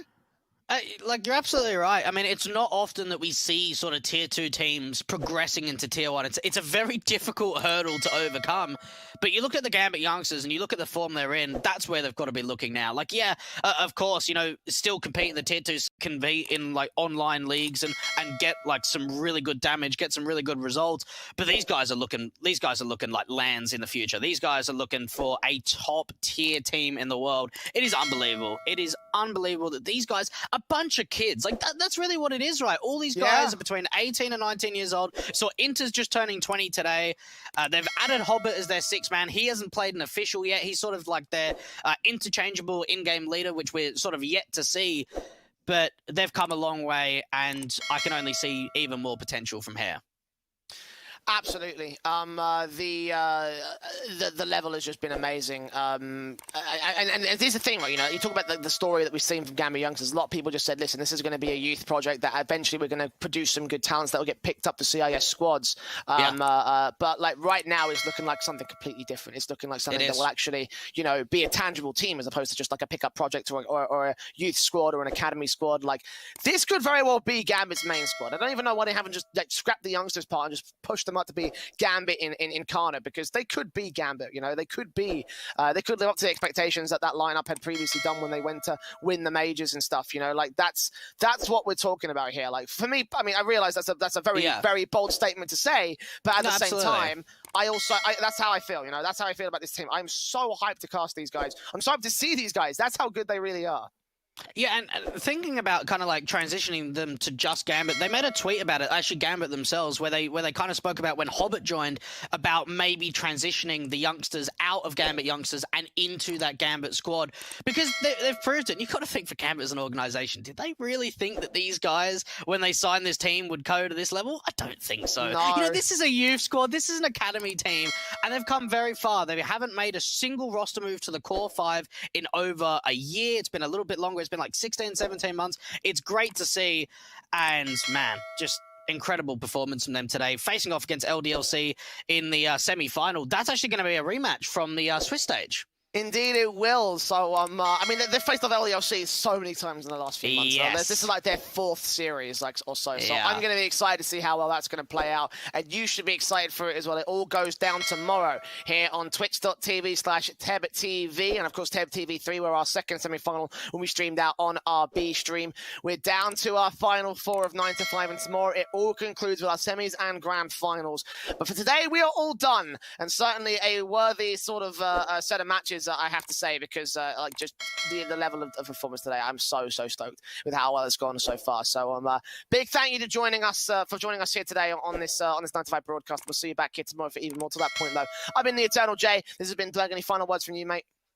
Thanks for all the viewers. You know, it wouldn't be possible without you guys. Big shout out to Relog Media for doing all the production, all the observing, all the great stuff to make our jobs easier, to give a absolute kick-ass performance, and great production for the viewers at home.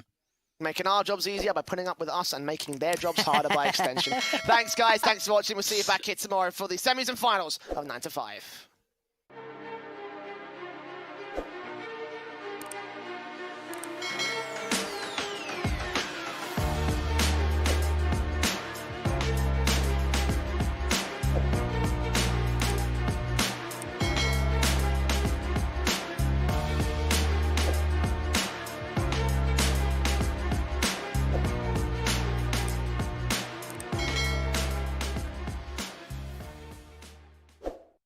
Initialize booting.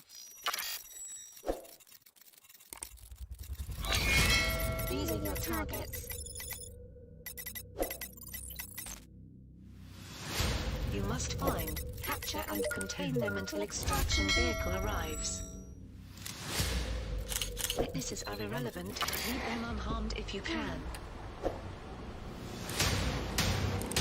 End of a transmission.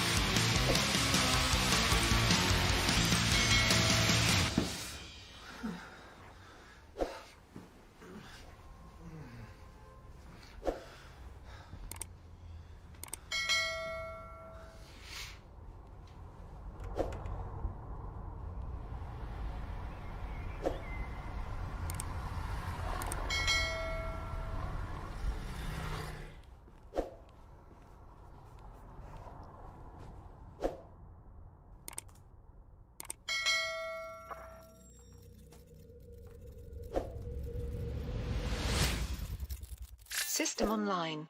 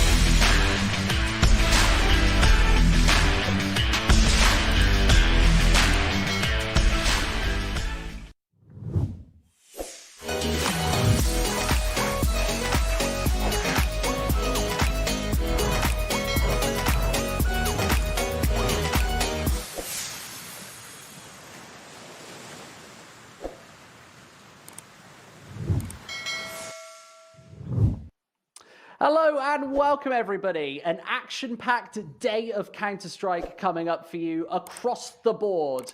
Welcome to the Eden Arena. Malta vibes. We're here with the Week 6 opening match for Group A. My name's Squid, and as always, a familiar face at the other side of the aisle, Evan J. How are you doing today, Jay?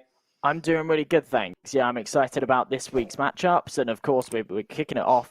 Week number 6, HellRaisers versus the Lyngby Vikings. Now, this should be a pretty good match. I'm quite excited about this one as an opener. It is obviously swaying a little bit in the favour of HellRaisers. These opening maps tend to do so because you kind of go from the bottom side of the group to the top side of the group. So it should be one-sided. But in these best of ones, we tend to see upsets. Anything can certainly happen. So we will have to just wait and see how the veto pans out and well, how the match ends up going. That really is the talk of the day, right? These opening matches can sometimes be a little bit of a Counter-Strike coin flip. Best of threes often offer a lot more depth, a lot more structure. If you lose that first map, maybe it's not your pick. You can go into the next two swinging, and you also get more of a feel for your opponents as well. I don't think these two teams are going to mind as much, just in this current iteration of Counter-Strike where there are so many online tournaments going on nowadays, especially at this level. All the teams are going to be playing all the teams from the top to the bottom of the field. I think this is an interesting matchup to start things off. Do you have any predictions? I guess you've got to go with the HellRaisers, right? Yeah, I think I was looking over last night at the, obviously due to the nature of the best of one, it's just both teams like ban until you end up with a final map. Now, the issue that the Lyngby Vikings have is the only map that they're really comfortable on is Vertigo, which HellRaisers banned outright straight away. And other than that, they're okay on Inferno, they're okay on Nuke. So they're the only two maps they can float. Everything else, they have either a 0% win rate or they've won 1 game out of 4 on Dust 2. So they had to take HellRaisers to either Inferno or Nuke. But HellRaisers, well, that's their two favourite maps. Inferno, they've got 57% win rate across 23 maps, so they really like that one. Happy to float it all day long and play it in these kind of matches. And Nuke, 71% over there as well. So I think HellRaisers, not only will they be comfortable with this match on any map, to be honest, they will certainly be comfortable on it going into Inferno. It's their second most played map, it's their second highest win rate map, and they're playing against a team that aren't all too great on it. And really, realistically, that's a massive advantage. You've got that stylistic advantage. You've also got the tactical advantage. I really can't see any way out of that deep hole for the Lyngby Vikings. I think they have to come out swinging. They have to hit all of their shots and just rely based on the fact that this is a best of one. And if you take both of those pistol rounds, get off to a really good start, that can be a 4 to 6 round buffer to work with. In a best of one, that really can make all of the difference. And up against HellRaisers, I think that those pistols are going to be a massive influential factor. I think that you need these Counter-Strike coin flips to flip your way. Yeah, that does tend to come into play when you have these best of ones. If you can convert those pistol rounds, convert those buy rounds early on, it can really build that momentum. And Counter-Strike's a very, very momentum-based game. And if you can string together a few early rounds, build up your confidence, build up the morale a bit, and get a groove going, then you can certainly run away with a map like this. The issue that I see with the Lyngby Vikings right now is their recent results haven't been the best. They've all come very, very close. I mean, I've actually casted these guys, their last 2 matchups I casted, and one of which was against the Blue Jays, which went like double OT, and they just couldn't close it out in a best of one. And then their series against Budapest 5 as well, which went the distance to the 3rd map, went super close in the 3rd map as well. And I think as a side, they just have a little bit of difficulty closing out those matches. So I hope to see that change up a little bit today. Of course, that Blue Jays matchup as well was on Inferno, and actually they were the somewhat favoured side going into that one too. So to see them lose that might just sort of knock their confidence a little bit on that map. You flip over to the other side, HellRaisers, they've actually been super confident recently. 2-0'd AGF in their series the other day. They beat Honoris 16-6 on Train. They beat Budapest 5 2-1 in their series as well. So actually from their last few matchups, they've been doing very, very well, and they should be pretty confident coming into today and actually this entire week as a whole. Yeah, and really, Lyngby Vikings don't have a wealth of like expectations, but a wealth of results under their belt. You see who they've lost against, and it's really not the best in the West. They've lost against some real shaky teams. And here against the HellRaisers, I think that that's going to get abused in even a best-of-1 series. As I said, I feel like a broken record. Both of these teams want to just come out of the gate swinging. Those pistols and that momentum is massively impactful and influential. How many times do we see it in a best-of-3 where the underdogs, yeah, they take a bunch of rounds to start things up. Maybe they even get a 7-1, 8-1 start, and then they're able to close out that map, but not this series. I think that's the difference maker between a best-of-1 and a best-of-3s, and why us in Counter-Strike, we all love the best-of-3 format so much. To get things started, we've got a little bit of best-of-1s to spice up the mix. And I think this is going to be an interesting match just off the back of that. Yeah, I think best of ones are never really an accurate representation of actually a team and their performance, especially when they go onto a map. I mean, sometimes it's a case of just like not being all too warmed up. You see the first map in a series sometimes taken by the underdog just down to the fact that they're better coming into it mentally and they've actually had some more preparation. Also, it comes down to the fact that maybe they just have a really strong first map pick and therefore they can somewhat target pick against their opponents. They pick their worst map. It's something they've been practicing. They can end up taking it. In this best of one, as I say, this map pool from the Lyngby Vikings just looks so weak. Of course, we haven't got a huge amount of data to work with for them, but I mean, they have a 0% win rate on Mirage, a 0% win rate on Train, a 0% win rate on Overpass, a 25% across 4 maps on Dust 2. They actually have quite a lot of success on Vertigo, winning 5 out of the 8 they've played. But yeah, then you take it over to Nuke and Inferno, 40%. Like, okay, so they've won 4 times on Inferno out of their last 10 maps. It's not terrible, but it's not the sort of numbers that you want going into a game against a team like HellRaisers. That's just, it's got to play on you mentally. Yeah, you said that Inferno was one of the 2 maps that the Lyngby Vikings can possibly float, and they have gone for Inferno, in fact. We'll see the best of one played on this home turf. Remember, the Malta Vibes is brought to you by Gaming Malta. It's your home of gaming excellence. Let's get into this one right here and now with our Counter-Strike coin flip. It's the knife round, which HellRaisers will take over the top. So if it looked bad before, the knife round also adding a little bit of salt to the wound. Definitely does, adding insult to injury there, taking the favoured side. If they can kick things off on this CT side and have a good half, I think that the Lyngby Vikings will definitely be sweating. I'm sweating. It's summer finally in the UK, M&J. It's August. We've got a little bit of hot weather. Maybe today it isn't as hot, but that's that Malta Vibes feel, right? Malta, all the palm trees. Maybe I need to put a palm tree outside my office in homage to Malta Vibes. Yeah, you have to really get into the swing of it. We have a pool, like a paddling pool, got it out. Such a child. It's awesome, man. It's awesome. You've got to get that out. In fact, I have got it out. I'm super excited. It's summertime. We did have a little hot tub for a couple of years, but you know how they work. You buy them from Asda or whatnot. You spend an extortionate amount of money, and they rot pretty quickly into things. Either way, hot tubs out of the question. Let's watch some Counter-Strike. In with the pistol to start things off between these 2 teams.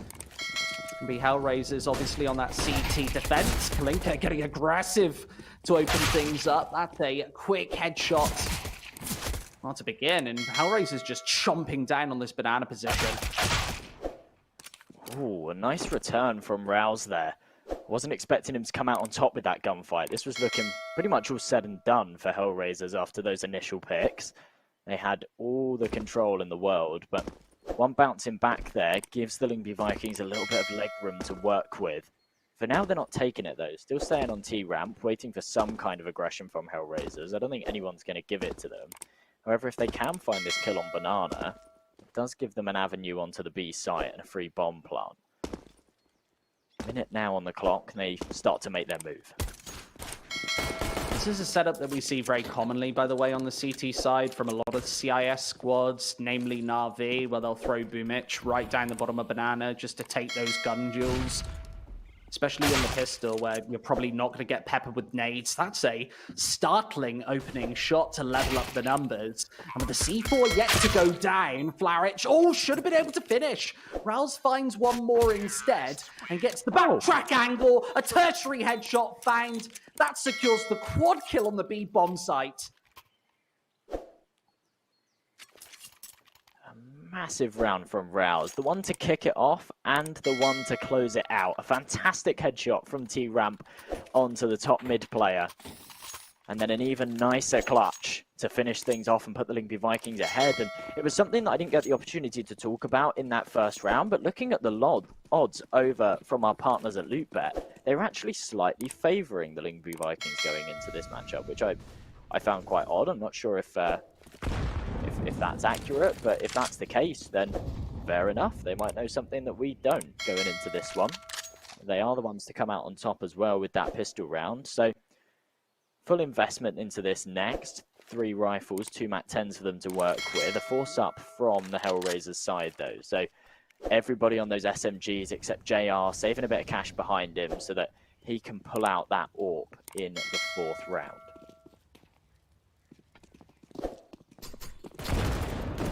This crossfire looks deadly, and the nade to combine starts things off with a little bit of damage onto the Lyngby Vikings. They've got to be careful about walking into these crossfires. If you walk into a 3 or 4 man setup, even with the Deagles and a couple of SMGs in hand, that can prove real problematic. You see that, well, Kalinka and JR have both upgraded pistols, and, well, JLM starts things off with the MP9, doubles down on the damage. That's Cabby gone, and Lyngby Vikings dealt a head scratcher to start. That's really the issue when you don't have these long-range rifles to deal with these MP9s. You have to get up close and personal, and they can be so dangerous. Finally, the trade comes through. It's Twinks to find it, but Flaric here still to do damage. Only good for 1, but JR's still on the side for his PT50. He's actually been digging through the wall. His position's now known. Fires off a couple of shots, but can't get a lot more than that. Problem for playmaker here, coming up from short. Distraction coming in from Kalinka, draws the attention of the 2 players. Can he hold out for long enough, though? They've got good pincer here, and someone needs to peek into problem. He doesn't want to walk out to no man's land. He will be punished for it. Might get the turn off the round. He's now spotted out, though. This should all be said and done. Problem, a tall order on his hands with 37 HP. Gets himself the first. The spray transfer comes through as well, but he can't convert the frag. That was very close, but the Vikings stay ahead, and even one player alive in each round as well as Rouse to finish it off. Thus far, this has been coming down to just Twinks and Rouse. See those individualistic plays really coming through for the Lyngby Vikings. 4 frags for Twinks, 5 for Rouse. And we're only just 2 rounds through. This will be fairly full eco for HellRaisers. They pretty much get dealt maximum damage right there, predicated off the fact that is a 2v2. A retake they obviously want to go for. Means that they lose all of that Kevlar, all of that investment, and they have to come into round 3 with their tail tucked between the legs. 90 seconds left in this one. Just a slow stalemate here from the Vikings. Just taking a little bit of map control, not wanting to give HellRaisers any freebie information towards the top of Banana.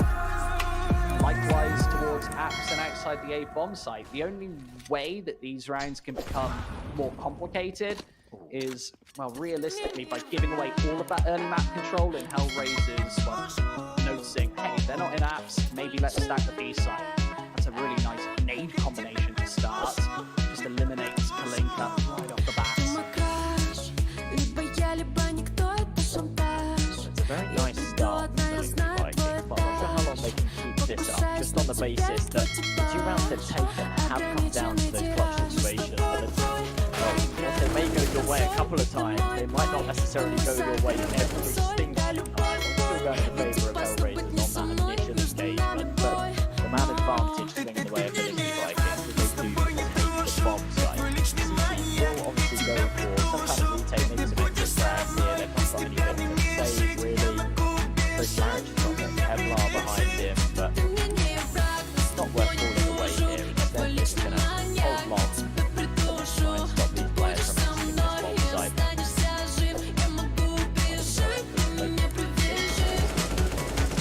think the thing to note right here is Lyngby Vikings have only survived with a single player alive in the previous 2 rounds. So any damage that HellRaisers can punch in right now is worth its weight in gold. They're players who can reinvest as soon as Lyngby Vikings lose just 1 round, but here's the change of pace. Surviving with 4 members alive, a couple of those are SMGs, albeit probably going to throw out bonus for this 4th round. I can't see them wanting to chuck away the USPs in a single match 10 in favour of an AK here and there.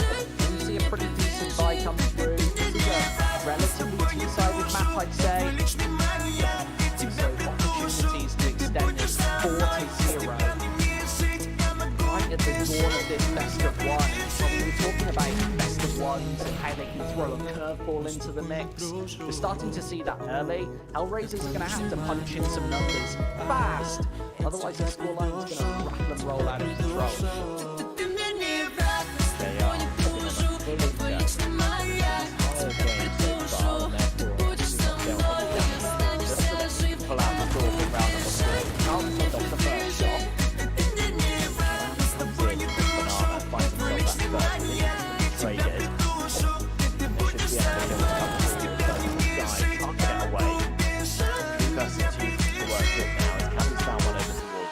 He's going for this wraparound on A.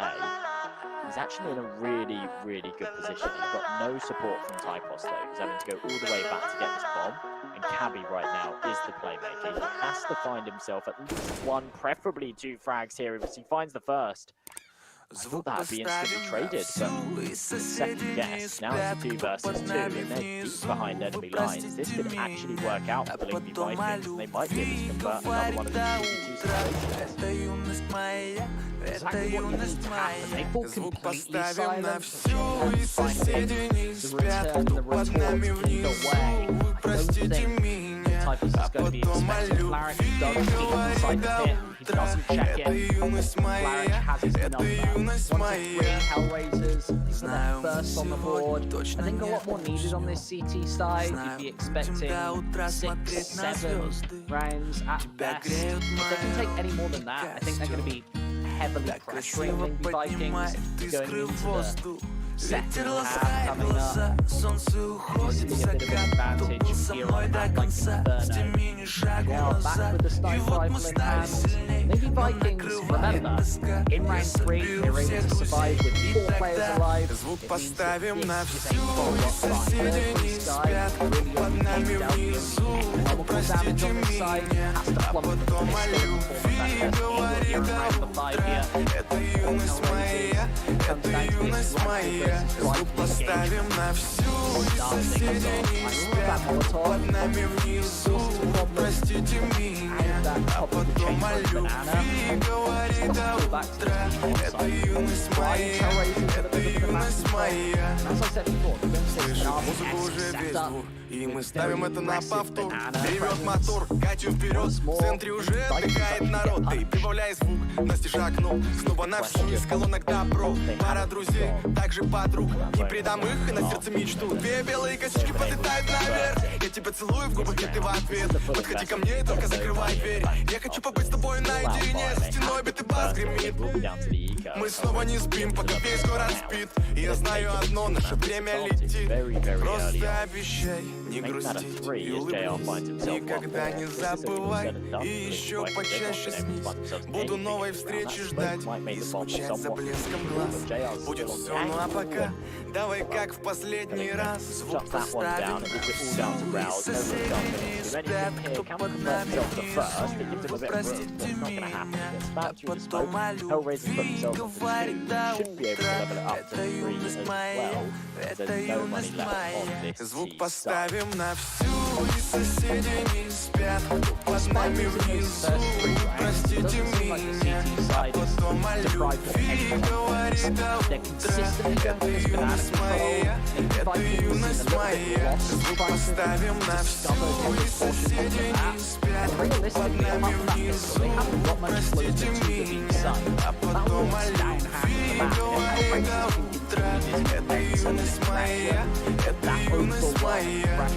The likelihood is the Vikings are going to be deprived of all of that beam on site, and they'll be forced into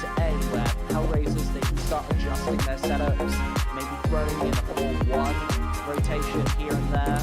Gets the pistols. We don't think they're going to be challenged whatsoever in this sit. And the Molotovs as well, just as the insurance policy to cut away these tees. There's not really much that Typos can do here. At 1 versus 5, needs a little bit of damage and can't find it.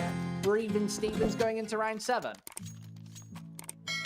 Lyngby Vikings, they did exactly what was needed in terms of in this best of 1, winning that pistol round, winning the follow-ups after that, putting some early rounds on the board and applying that pressure. We discussed before the game that they had to do that if they wanted a chance of converting this map.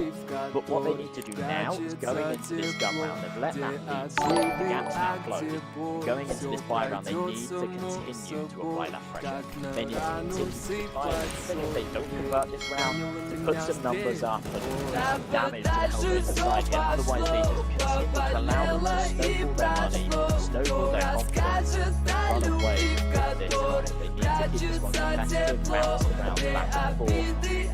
Otherwise, they are certainly going to be in trouble. They've taken the banana control early on, which is something for them to work with. HellRaisers have actually sent 3 men over towards the B side. They're starting to rotate now. What I think the match is doing right now, that's going to change the shape. Dead thing here is HellRaisers starting to build that. Pretty much every single player above the $5,000 mark. That means back-to-back buys. Here, Lyngby Vikings, they have to bring just brutal bragging power. And I love the back rank from Flinker. 3-for-1 trade. Lyngby Vikings stuck in the mud once again. AK Trader comes through. A hellish amount of damage right there. This should just be shot away. Look at this guy. He's pumping in a couple of kills. And somehow we're in a 1 versus 1. I'm not sure how the hell HellRaisers actually managed to get under that one away. JR's got his knife at his engagement. 3 minutes of 3 to 4. That is really unfortunate. Gives us an opportunity to talk about our partners over at HellRaisers. Code MALTA-V or MALTA-V15 for a 15% refill bonus over at HellRaisers. Make sure to check it out. Fantastic site, new cases, awesome stuff over there. Now, as we go to round number 8, relatively matched by either side. The Vikings exactly what they need to apply that pressure, but HellRaisers bounce right back with aggression. Flowers charges right down with this nade, gets himself 2 for his troubles. They are traded out, so a 3 versus 3 for them to work with, but the aggression's still there. They're still in middle right now, and another trade comes through. 15 seconds pass in the round, and we're pretty much in a 2 versus 2 situation. Back to where we should be at the start of a round. So much blood's been shed early on, though. And now a decision has to be made. Where are they going to group up? Where are they going to head? If they go to B right now, they've got a free site. But they do not know that. They have no idea that these last 2 players are. They're just going to the cat out.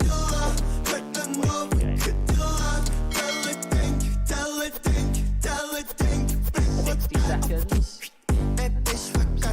Starting to realise there's no pressure towards this curly letter right now. How do you get dinked down to just 10 HP? AK-47 needs to punch in a headshot. It's going to game over for him. See the ball starting to divert and back towards this B site. HellRaisers are finally realising this. JR taking underpass control and nades heard towards the B site. This is going to be a very open and easy for the plan. Those Molotovs wouldn't have flushed out any potential players. Instead, it's this instant retake. Cabby, first to drop, and it's all down to Rouse in the 1 versus 2. He's been the heavy hitter on this Danish side. Backlines, taking this aggressive stance problem. It's history. They try to follow it up with a pair of headshots to finish. 5 rounds on the board for the day. Punch it up again, and look at this, he plays this situation absolutely perfectly. I can't help but question if there was some risk mitigation on that HellRaisers side. It seemed like their rotation over was really slow, and actually if you look, like, Problem was looking over towards apartments, but actually JR had pushed his way through apartments, so they knew that that area was clear because there was a second guessing behind there, and as they go into that retake, they completely completely neglect the fact that rounds have actually which is very likely. And it ends up costing them the round.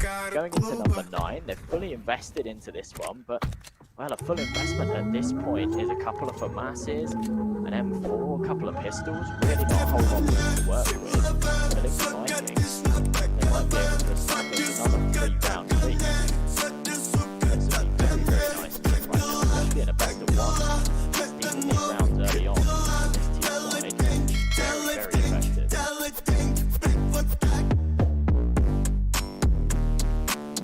Remember, this is the T-side with Inferno as well, everybody. You are expecting a lot of the time to take at least the lion's share of the rounds, get up to 8, 9, 10 isn't out of the question whatsoever. With just under 60 seconds left, Twinks is going to open things up. That's towards the A side where this slight stack was already in effect. A pair of smokes down and away. I love the well-timed counter smoke for HellRaisers. That stops that single mid-front from Lyngby Vikings. Now they have to go elsewhere. Perhaps towards apps. They're going to stick around here towards the A side of things. And still is a smoke on flash. He is right here on right now, done straight away. He's going to even up the numbers. The engagement's back. JR doubles up on the damage. Another one. This is the 2 versus 2 scenario. Round every single angel right now. The problem in here. Some of this shoots, but it's round again. Oh my goodness. Full blind to find the headshot and then switch to finish it off. Another round that comes very, very close. But it's round that gets the different over the perfect straight transfer. It does so well to find those entries, but can't convert the round. He's too strong right now. He's on fire. He's sitting 14 to 3. HellRaisers just ready to deal with it. He's in the tippy top scoreboard in a cloud above, looking down towards the Immortals. 14 to 3. What a startling performance. Start this best of 1 here. Spearheading the charge. Vikings side. I guess it's Vikings who have those pointy Viking hats. I'm not a history buff, so I don't know what they're called. That's what Raoul's wearing. At home. Looking down and squirrel with the Vikings. Somebody in the Twitch chat.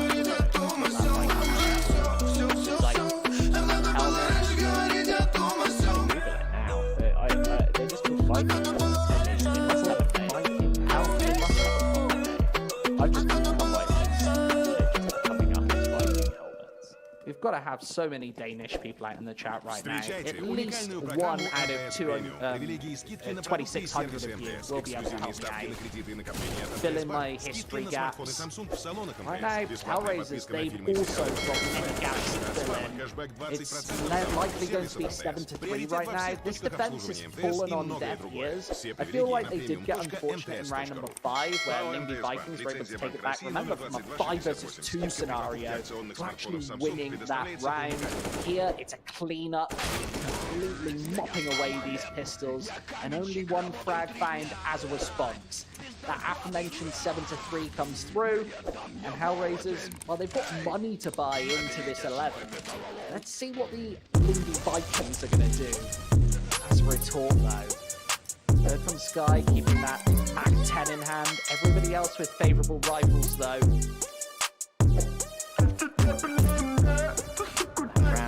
Nice opportunity to gain a bit of a buffer, which is exactly what they did. In so many of these rounds that they've converted, they've actually only had 1 or 2 players alive at the end of it, so they really didn't have a lot of money behind them, and it meant that if they end up losing any of these rounds, like this buy round for example, they may have just looked straight back into an eco. But against that fully from HellRaisers right there, they keep 4 players alive, they come into this one, they've got plenty to work with, and they know that if they lose this buy round, they've got money to invest into the next as well, and to continue test this 8th round.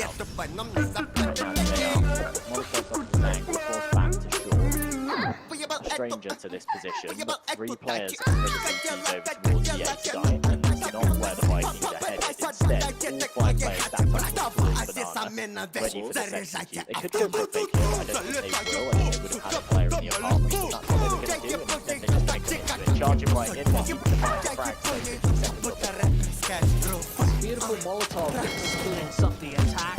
Kills coming through. Kalinka finding two. A pair of headshots keeps the numbers in HR's favour.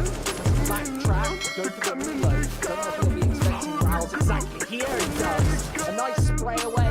Cappy also falls. And it leaves it all on twins here. Have to snipe all four of these final players. Unable to get the job done. That's a must win. Round for the HellRaisers. Puts them on for 4 here. I was very complimentary about the CT side in the early couple of rounds. That's sort of started to slip. Let's see if they can put together 6, 7. That would be an acceptable CT side here on Inferno. And looks like a change of pace. A double sniper setup. JR's obviously going to have one in hand. And they're just juggling around the second. That's going to go to Kalinka. So a full buy once again. Also that AK-47 bolstering up the defense. Let's see what Lyngby Vikings can actually do.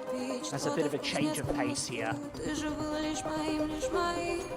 Actually, HellRaisers going for the change of pace. JR right down mid, gets that cautionary information, a little bit of trivial information, albeit knowing that there's nobody pushed all the way down second mid. Nice pressure once more from HellRaisers. Down by 3, they've got so much left to work with.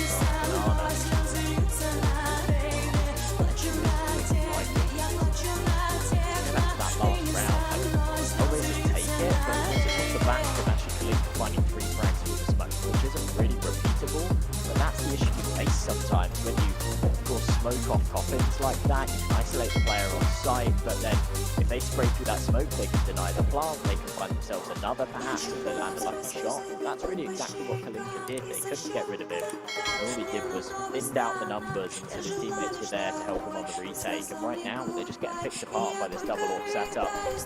Kalinka, he's found himself 2 already. Lyngby Vikings can't even take any control. The flash comes over. Kalinka's going to drop off the wall. He goes for a third, looking for the 4, lands it. It's going to be the ace. Yes, it is. Kalinka, what on earth was that? Single-handedly shutting down that team push with the AWP, but he's not even the main AWPer. Yeah, let's see that again. Replay observer definitely on the money here. This is exactly what we want to be watching. Kalinka, look at all of these shots. Stunning, startling stuff. Lyngby Vikings, if you need a change of pace here in the first match, the best of 1, what a way to do it with an ace.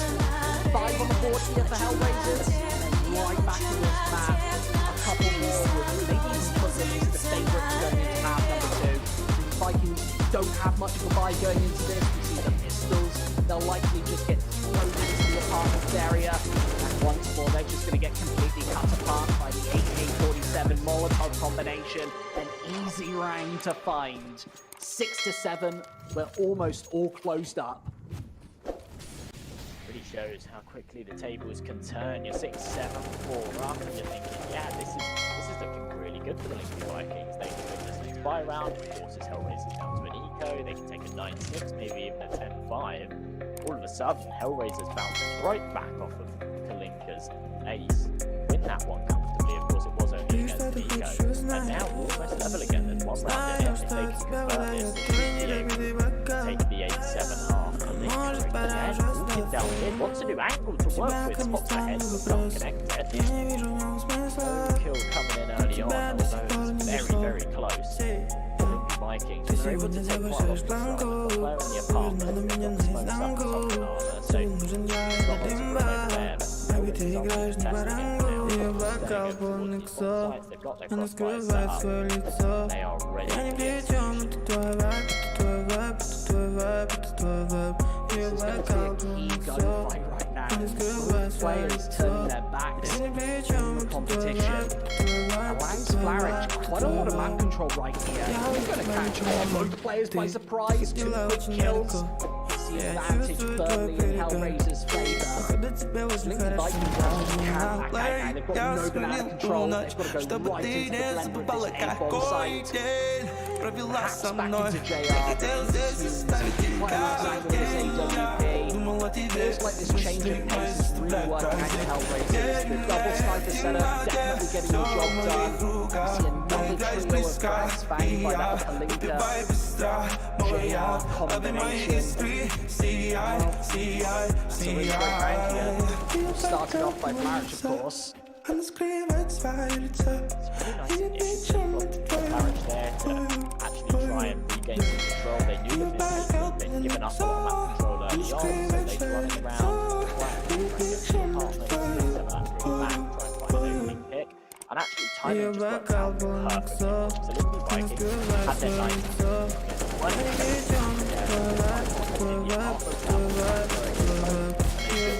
Down. That's exactly what's happening in Tick as well. Look at this.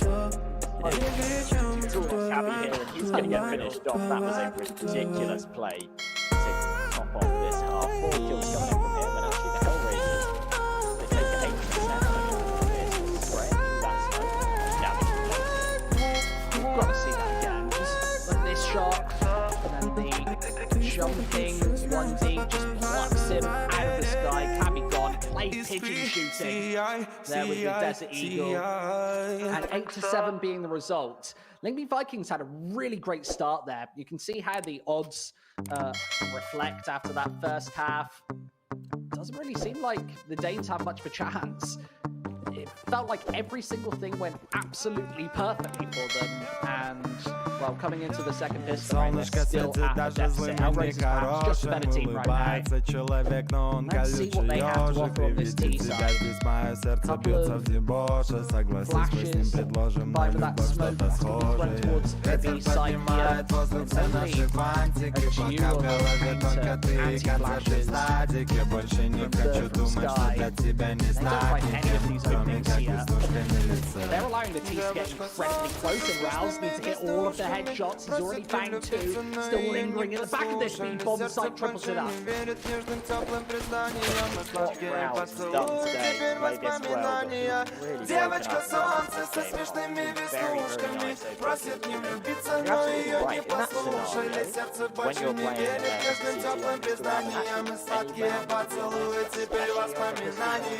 as they come round that corner, просит не влюбиться, но ее не послушали. Сердце больше не верит нежным теплым признаниям. Сладкие поцелуи, теперь воспоминания.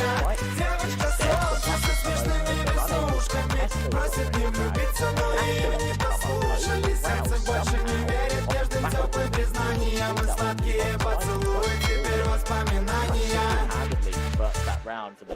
Расскажи мне, почему все так сходят с ума от твоих вишневых губ с ароматом вина. Расскажи мне, почему ты танцуешь одна и зачем украла сердце у пацана. Но где же я тебя нашел и зачем потерял? Кому теперь я буду петь то, что про тебя сочинял? Я вечером буду ходить в кино. И зачем вообще надо теперь оно? Ведь однажды мы с тобой уйдем. Once more, the Danes, they take a narrow lead going into the second half. Однажды мы с тобой все поймем, и жизнь по-другому завертится. Девчонки будут просто любить, а пацаны дарить им цветы и кружки, а я смотреть на это и грустить. Вспоминаю тебя и твои веснушки. Девочка солнце со смешными веснушками просит не влюбиться, но ее не послушали. Сердце больше не верит нежным теплым признаниям. Сладкие поцелуи, теперь воспоминания. Девочка солнце со смешными веснушками просит не влюбиться, но ее не послушали. Сердце больше не верит нежным теплым признаниям. Сладкие поцелуи, теперь воспоминания. Девочка солнце просит не влюбиться. Сердце больше не верит. Сладкие поцелуи. Девочка солнце со смешными веснушками просит не влюбиться, но ее не послушали. Сердце больше не верит нежным теплым признаниям. Сладкие поцелуи, теперь воспоминания. The next buy comes into play, it swings the other way. It's actually been a very, very close matchup so far, with the HellRaisers just being down to this full eco. They're all on the grenades as well. Let's see if these HE can do some damage as they fly over. It's actually going to do minimal damage, to be honest. It's actually the damage from the other side as Rouse and Bird from Sky get themselves 2 early frags. They just completely shut themselves down. No chance for Glocks to do anything. Those nades, they were really hoping for maybe 1 kill there, and then they could storm the player on the corner with those Glocks and try and get a plant on the B site. And in fact, it just happened the other way. Very, very unfortunate stuff. And the Lyngby Vikings are the first to put themselves onto double digits. Decimated. Complete destruction with the nades right there. Not really much you can do when you get caught in that multi-threaded blender. And HellRaisers now find themselves 2 rounds down before we get into their first gun opportunity. 4 AK-47s, of course, JR, the glass cannon, AWP. Twink's getting aggressive to start things off. He gets baited with a little bit of faulty information. Nevertheless, lots of time on the board. It's not going to get punished. But I can see the cogs turning. Of course, the Danes want to get aggro. They want to go all the way down banana with those SMGs. They want to get up close and personal. This time it doesn't merit any results, but now they can fall back away, and play maybe even 4 on A. Bird Sky is going to be that floating voter. Instead, with Twinks nailing the opening, HellRaisers are everywhere right now. It all comes down to these engagements, and the MP9s seem to be doing the work. Bird from Sky with the second.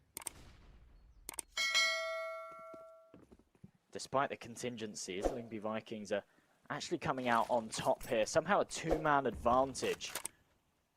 Now HellRaisers, 3 men alive. JR on that AWP to try and convert this one. Kalinka is in the back lines over on A, and he might be able to convert himself a frag, level up the numbers a little bit more, but as he's been spotted out, this B push has to come into play. Kalinka's actually coming from behind, though. He's found himself that frag. The pincer comes through, and now they need to find these frags. Still a 4 versus 3. Bird from Sky. If he can convert this first one, it'll be huge, and that's exactly what he's done. No need to peek into JR's crosshair here, but he has to be wary from behind, and so far he's not even questioning it. Kalinka's found himself the first. Should be able to get this second onto Bird from Sky now, as well as JR's tagged him up through the box. The trade comes through, but a 2 versus 1 as they're both coming in from banana. The bomb goes down, but not for much longer. Typos finishes off the round, and the Lyngby Vikings somehow convert it. HellRaisers are forced down to, well, I don't think it will be an eco, but it certainly won't be a full buy. No AWP available. This is dire for them right now. This is looking difficult. This is why best of ones are so tough. Get off to a bad start, and sometimes you just can't crawl back that victory. What a wild round on the B bomb site. All of that preliminary damage again punched in. This time, Bird from Sky doing the lion's share of it. 3 quick kills. You can always tell a great player or a good round predicated off the fact that they find 1 more kill than they ordinarily should. He was taken from absolutely all angles. I'm surprised that he was able to find that 3rd, and that could have very much been the difference maker. If Bird from Sky doesn't connect all 3, the bomb goes down incredibly easily. We find ourselves in a much tougher retake scenario, and Lyngby Vikings might not be all the way up on 11. They're 5 away from finishing this one up here. This is where HellRaisers have to step up. Cabby, the one to open up this round, instantly traded though, and actually another frag coming through on long means that they've got this man advantage. They've got the bomb site to work with, and this looking like a very, very quick save call from the Lyngby Vikings. Somewhat surprised by this because they've got plenty of money behind them, but it's a smart play. They've got a few rounds to play with. They don't need to throw this one away. Instead, just save those rifles into the next. Not too bad at all. HellRaisers will be able to get themselves onto 9. But the Lyngby Vikings, for now, still in the driving seat. I love it.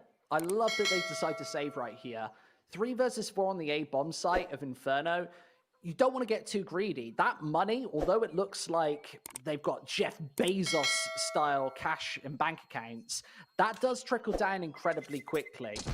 Either a couple of bad buy rounds for this Lyngby Vikings side, or obviously a costly divorce for Jeff Bezos.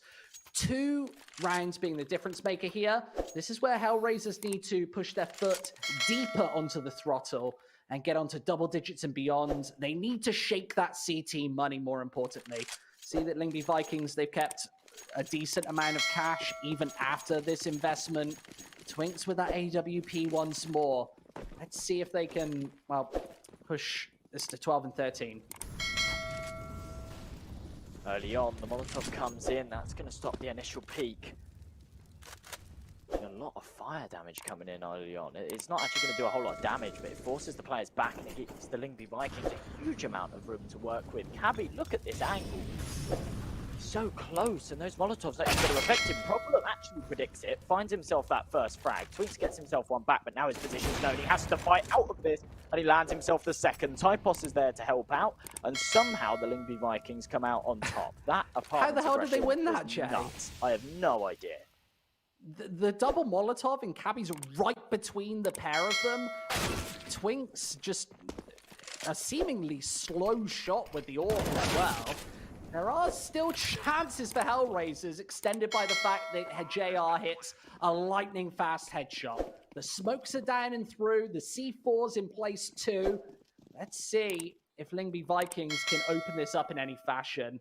They've got 0 members towards this banana location. So HellRaisers, they've got nobody predicated on this B bomb site. They're both held towards this chamber of banana, and Typos, oh, he's going to get caught between the crossfire. Twinks has no idea where the second man is either. The bomb is planted all the way out in the open. This is a nightmarish scenario, and JR Kalinka are coming. They're going to finish this one off 10 to 11. Such a mental round. HellRaisers actually taking the 2 versus 4 there. Massive frags to come in at the end. And to be honest, they play that 2 versus 2 situation perfectly. They have enough time to get that bomb down in the open. Both fall back to banana. And on that B site, there's so many angles to clear, so many nooks and crannies that the players could be in that you haven't got time to just like wide swing, and you haven't got the utility to clear them out. And instead, well, the best they can really do is just hope for the best, and it didn't work out for them at all. This round, Twinks with this orb. Let's get a little bit aggressive. Can't convert the first shot, though. It's Flarich to find the opener, and a man advantage early on for HellRaisers. That orb is in no man's land as well. They cannot retrieve that. Cabby does some damage. Converts both the kills, actually, as Typos chimes in. It goes right back the other way. What is going on right now? It feels like at some point, the clock's going to strike midnight, Lyngby Vikings, everything's going to vanish Cinderella style. The glass slipper's not going to fit at some point, but they seem to be closing out every single round as of right now. This is a very overwhelming scoreline, like 12 to 10 with the money will be firing on all cylinders if they can close this out quite convincingly. And HellRaisers are going to be stuck back in the mud without that loss bonus. It all comes down to this Flarich headshot, and well, he's going to nail it, and JR with the second. HellRaisers, they might not be out of this one yet. The bomb goes down and away. The retake can be initiated rather quickly, with the AK-47 gesturing from mid. A double Molotov will halter and hold things for just a couple of seconds. And this is a beautiful angle from Bird from Sky. He's going to drop right down below. The drop-off hasn't been heard and finally comes through. The Molotov is perfect. And Lyngby Vikings somehow up to 12. Fantastic Molotov there to not only force out JR, but actually finish him off. Would have been huge if HellRaisers could have converted another one of those 2v4 scenarios, but at the moment, the rounds themselves just seem to be going so back and forth. Like, in that scenario, Lyngby Vikings, they go for a really overzealous peek towards mid. There's no support, there's no flash to help to actually help. I think it was Typos who went for that initial aggression out, and therefore, he gets taken out early on. That should be a kill for HellRaisers. They've got a man advantage. They know that they can get into second mid without some aggression. They can take some control and work with that. Instead, off of that, they actually then try to aggress a player into banana, a player into the and then like, it just goes back and forth. They bring it into a 2-on-2. It goes back the other way. It's absolutely mental. Typos, the first one to find a kill in this one, though, with that Molotov. Lyngby Vikings continuing to apply this pressure, and if they win this round, there's going to be no money left in the bank for HellRaisers. This is very dangerous. This one is certainly a double up. Neither team has anything really to boast about in the bank accounts. This one is effectively going to be worth 2. 70 seconds left, and HellRaisers might want to throw it towards the B bomb site once more. I love the wrap from the Lyngby Vikings. 3 players going for this B rotate. You'll surely see that flower pot boost come into effect. This is often overlooked on the B bomb site, especially with a combination of a couple of smoke grenades. As the clock ticks down to 50, let's see if HellRaisers can actually open up with a couple of shots. They're going to have to pull the trigger rather soon. 40 seconds now. Here come the smoke grenades, and they're going to go right on through. Bird from Sky doesn't get checked. Right over the top, is able to drop that C4 out in the open. 30 seconds left. Typhos should be able to delay this one. He's got a great angle against the low HP of Flarich, and JR's able to swing it back in their favor. Right over the top of this smoke as well. JR's actually been able to find himself 3. Twinks, well, he would have been next in line, but he wants to change his fate. Instead, run right away, try and save this AWP. The hunt is on already for JR, but timing doesn't quite work out, and Twix can't catch him as he crosses. Instead, just gets right into T-Apps. He should be able to get away with this one. Bring that AWP into the next round, which is pretty huge, because they actually don't have the money to buy another one. So off the back of this, he can drop an M4 over to either Cabby or Bird from Sky. The rest of his teammates can buy up. And they shouldn't be at too much of a deficit going into the next. I mean, they might not even buy into this one, you know. They don't really have a loss bonus built up. No, that one was definitely worth 2 at that point. Even saving the AWP probably isn't going to be the difference maker. They do decide to gamble here in round number 24, though. An MP9 will be picked up. I don't think this buy is going to be ideal, to say the least. Surely it'll be double SMGs. 1 SMG, and Bird from Sky surely got a deagle in hand. Wanted to favour that utility, and it really all comes down to this opening shot for Twinks. If he gets overzealous, JR surely has his number. But I always talk about these red lines on Inferno, where you can and can't stand. Towards the middle of the map, there's a definitive red line where that CT AWPer can posture and pose. And while this time, Twinks isn't going to get caught off guard, there's 80 seconds left on this board, and HellRaisers just have so much time to use and abuse this setup.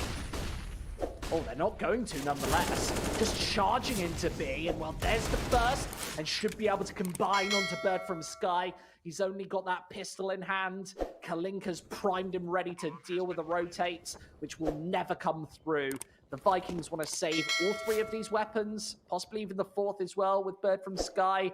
Just wanting to keep this Deagle without the body armor in hand. A really messy round from the Lyngby Vikings. If they can save these weapons, it wouldn't be too bad, but the more damage Kalinka can do here, the better. It's absolutely huge. He can't find himself anything, though. Typos tucked in the corner with that MP9.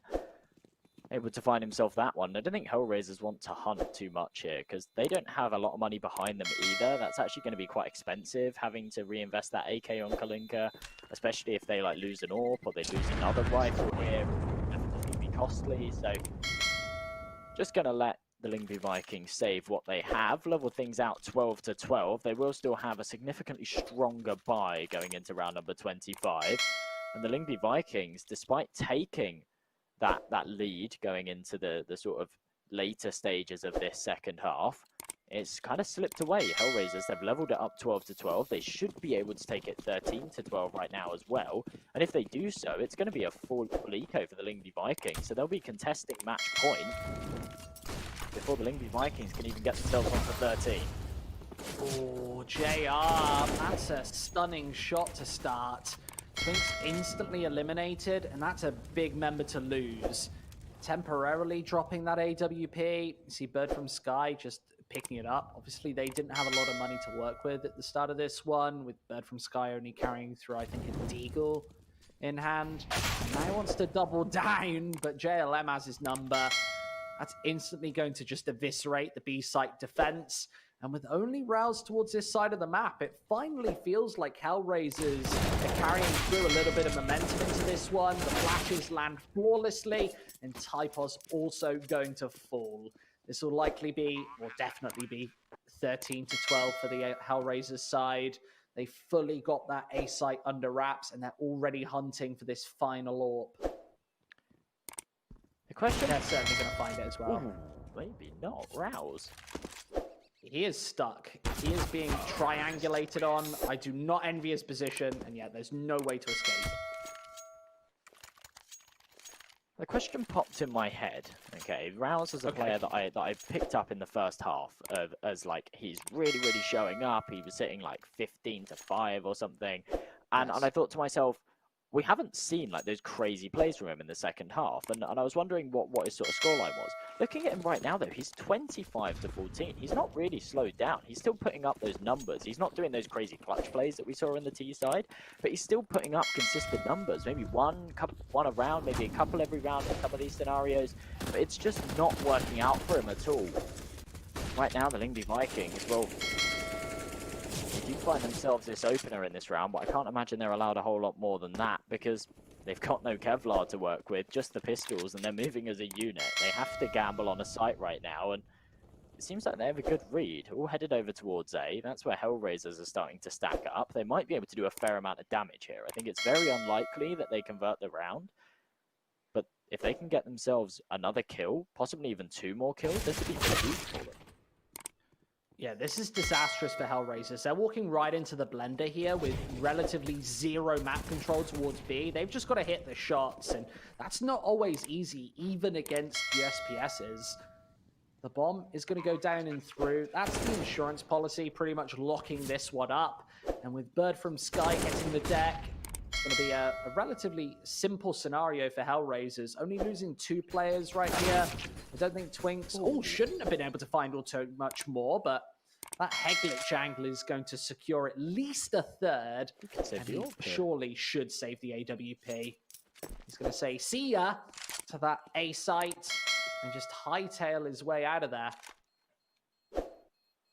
Well, of course they're playing a dangerous game right now. They allow their opponents to get to 14, but that was actually a fantastic eco round. They found themselves 3 kills, and if he could save pistols as well, it would have been huge, but stripped away from him at the last minute. They're able to retrieve it for themselves, something that actually JR wouldn't have had a problem buying. He is sitting on 10k right now, and that's really a huge factor going into round number 27, because Lyngby Vikings, okay, it's very doable for them to win this buy round, pull it back to a 14-14. The issue that they face is that there's money behind HellRaisers now. So if the Lyngby Vikings win this one, 14-13, HellRaisers have got another full buy behind them to contest it again. They've got a good couple of chances here to put themselves onto match point. And in a best of 1, that can be very dangerous. Early utility being expended over towards B by the Lyngby Vikings, but it's not going to slow down HellRaisers all too much. As they throw the counter utility, no early picks can come through. And actually, they both take a tick in that Molotov as well, so their positions are given away, and that nade's going to do a fair amount of damage. HellRaisers seem so confident right here, just wrapping right up behind that smoke towards Arch side. They've got an ironclad hold of this A site. I can't see any way that Lyngby Vikings is going to be able to get out of this one. And Cabby, out in the open, cannot secure both of those key kills. And we'll see that bomb planted once more with over a minute left on the clock. Lyngby Vikings given up so much map control in the early portions of all of these rounds. We're seeing no A-site crossfires put into place. Right now, HellRaisers left, right, and center. A bit of a messy spray, but the conversion frag does come through. And Bird from Sky needs all 3 of these kills. He has not got a kit in hand. And with HellRaisers members everywhere, his shots aren't going to save him. 15-12. Actually a really bizarre, very dangerous game the Lyngby Vikings were playing in that round. They didn't put anyone over towards long, and therefore actually giving up the long control not only means that a wraparound can come through on A, and it means that your A site player has to take like these long range duels from an awkward angle, but it also means that your B players have to be on high alert that they could get flanked. It's quite a bizarre setup to play. And in that scenario, I mean, we saw Typos on the A site. He was actually holding long, pulled out a smoke just at the wrong moment to smoke off short, and he got punished for it. So they're all slipping away just off of the back of that, and now they have to get aggressive. They haven't got the weapons to work with here, and they have to try and find these early picks. They come out on top in these initial engagements, a 4 versus 3 for them to work with now. Not a lot retrieved though. They're still down to 2 FAMASs and an MP9. Another AK has been picked up, so it gives them a little bit more firepower to work with. But HellRaisers are already here to try and trade these frags out. They're walking into a trio defense with Rouse being that initial member, and he doesn't miss shots like that.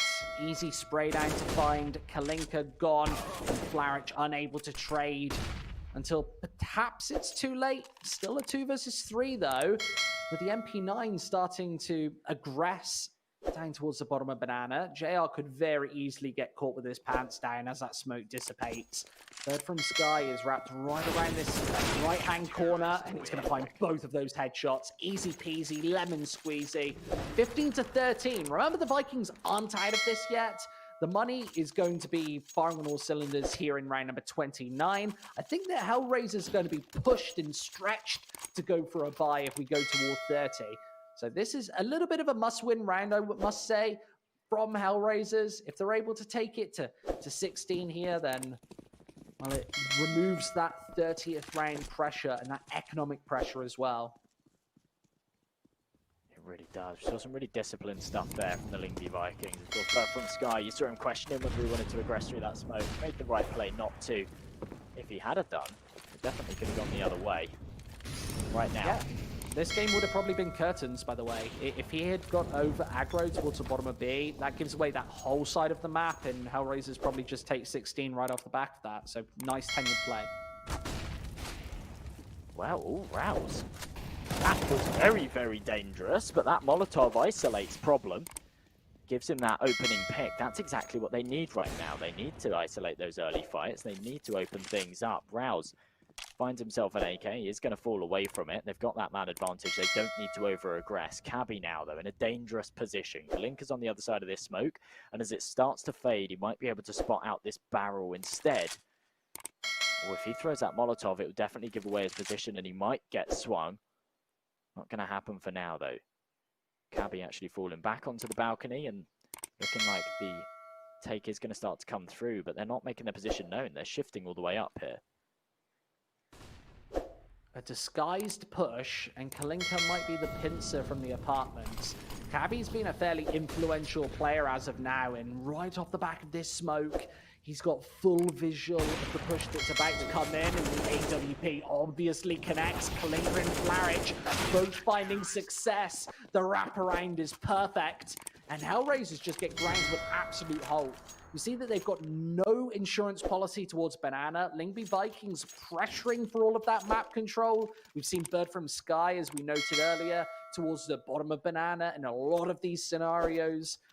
The Danish teams like to vie for this map control. The CIS squad did as well on their CT side. And right now, HellRaisers are certainly struggling to take this one over the top. They'll not have an ideal buy here in number 30. We'll likely see, well, we see the Galil, a couple of AK-47s. I'm sure that we'll see a pistol or so as well, just to top off that investment. This is not ideal for the CIS squad. I'm not really sure what they can do here. It seems like some of the rounds where they've had success, especially on this T side, has mainly come off the back of a Lyngby Vikings mistake, whether it be them sort of giving up too much map control early on, or actually just timing or over-aggression, and then the HellRaisers capitalize. But when it comes off of the rounds that they've won, I haven't really seen anything in particular where I've gone, wow, that was actually a really smart play. They should go for a repeat of that going into round number 30. It really feels like they just play off of their opponent's mistakes and capitalize on them. Right now, it's looking like they're changing the pace over towards A. Winks to open up the first, whips out the Deagle and deals some damage, but can't convert any more than that. They've taken a lot of control over towards this A site early on, but the retake's already coming through. Oh, this is damaging right here. Kalinka and JR both securing kills, but with the T side all low on HP, it might be time for overtime unless JLM can finish this one off. It's Deagle in hand, switches back to the AWP, wants to aggress onto Cabby to start. He's got a great angle right now. Cabby has no idea that he's this close and obviously finished through. It's Rouse to try and close this to OT right now. The AWP back in hand, switching, juggling weapons left and right. And JLM needs this headshot. It's not going to happen. We'll see bonus rounds here on Inferno. What a mental final round. HellRaisers trying to change up that pace. It did somewhat work for them, taking those early engagements.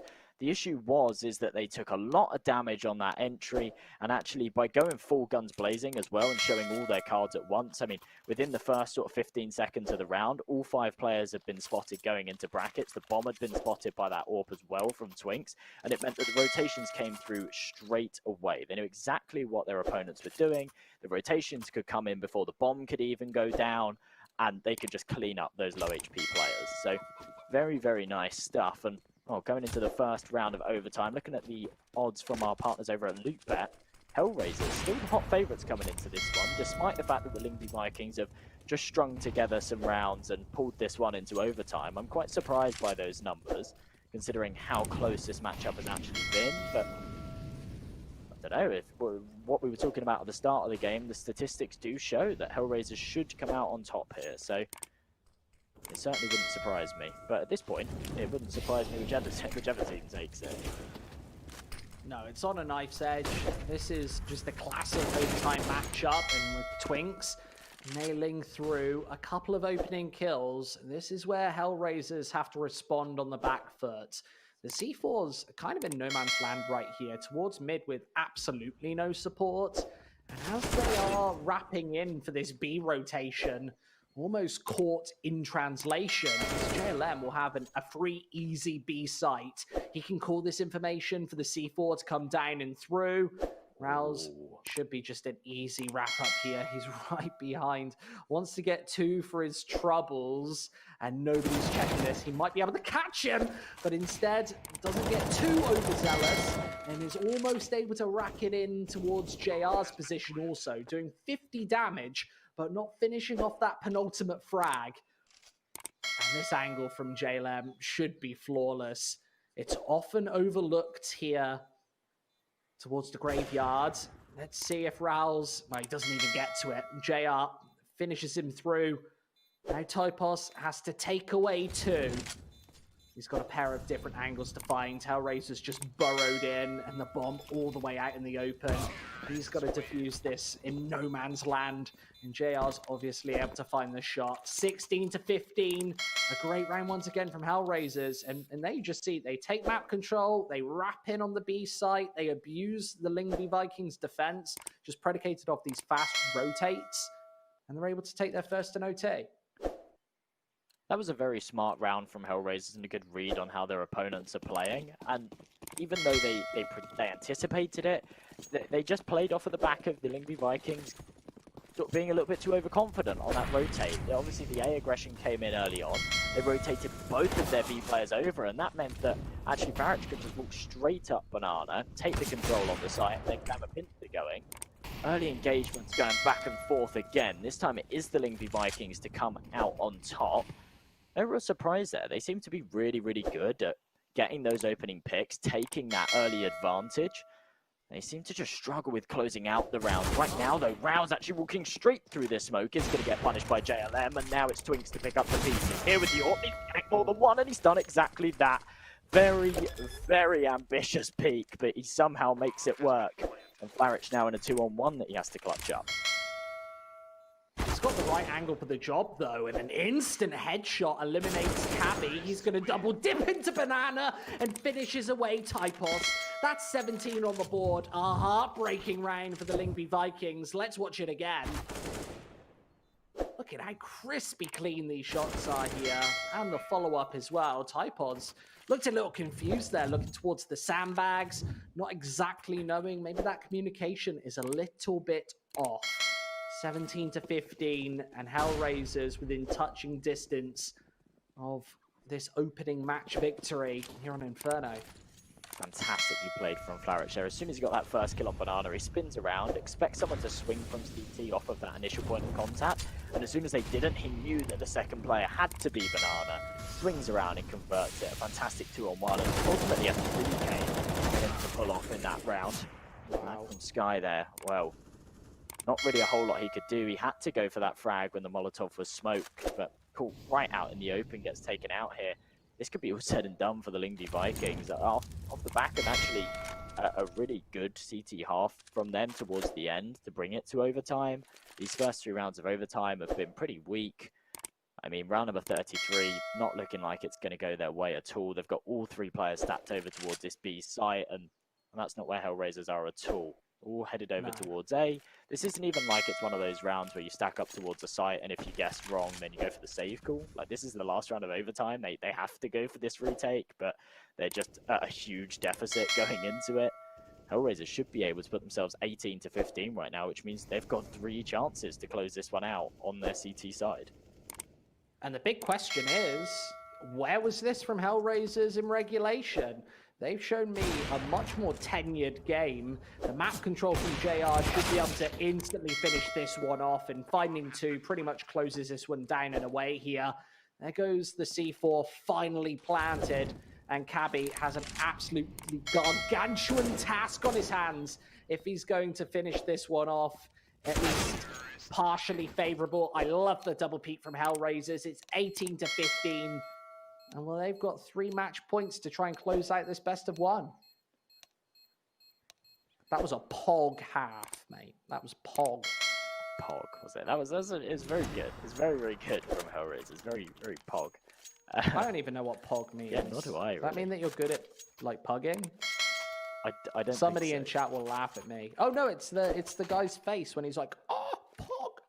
Oh, right, okay, that makes sense. Wow, those odds have definitely swung the other way, especially considering the Lyngby Vikings aren't a stranger to being 3 rounds behind.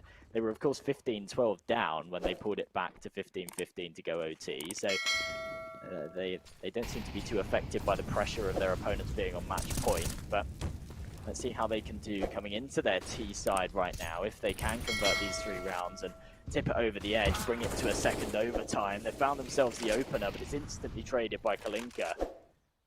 Yeah, HellRaisers, that's a good position for them to be in. They've done the early damage, the top banana smoke comes in, and they maintain the control of, well, the important part. Well, the double AWP should certainly favour them, but overlooking the sandbags and JLM able to take 2 for his troubles. This could be curtains for the Vikings right now. That bomb will go down and away. And AWP also on the retake. That's certainly not favourable, but in the hands of JR, I think that anything is possible. He might even decide to trade it up to one of the AKs down on banana. He might just decide to stretch in with the sniper. Big question mark there. The instant smoke goes down and through. The flash connects too. As Twinks forced off the angle, but JR's unable to take it. Finally has good visual on this back box area as Twinks is getting closed in. There's the defuse coming through. He needs to hit all of the shots and the smoke down. He hits it. What the hell was that? JR is history, and it's 18-16. The Lyngby Vikings, they're clinging on, Jay. Wow, he had 1 bullet that he could fire off. If he'd have missed that shot, no time to pull back that bolt and go for a second. What a lifeline clutch from Twinks there. That was absolutely massive. I mean, yeah, that's just, that's mental. If HellRaisers have a Molotov there, they just throw that either new box or emo there and they just clear him out. No chance for them to do that whatsoever, but they had nothing left to work with except that flash. Twinks just capitalizes on it. Massive clutch from him, keeps the game alive. 2 rounds needed now for the Lyngby Vikings to take it to double OT, and Cabby trying to make that happen with the early entry. OT2 now definitely on the cards. Thankfully, HellRaisers, obviously with this 16k format, have enough money working into round number 36. That's the 6th in OT, of course, to get out. Possibly a double AWP if they want it. It'll all be 5 rifles, carry through to the final half of OT1. And right now, they've just got to rely on that brute fragging power. Not from JR, of course. He's already fallen. But from this double B defense, Kalinka has to hit something spectacular on the opening if they're going to get the job done. The rotating wrap finally coming through, and Kalinka there is the first. Back by these dark boxes. Needs to nail even more the Molotovs. Almost the insurance policy. There come the kills. This should be 18-17, all but secured. Problem is ironically the only problem in getting this C4 down and away, and he's starting to connect the headshots. But only 1 in done. Means this is going to be a final round found for the Vikings. Fantastic Molotov there to force Kalinka out of position. That can then activate the peek from Cabby. Knows exactly where to aim, because if you're in that dark corner, you get Molotov'd out. The first place you go is Pillar, so he can just poke his head up, pre-fire that angle, get them that easy kill. And the Lyngby Vikings now, well, they're within one. 18 to 17 we're going to be headed.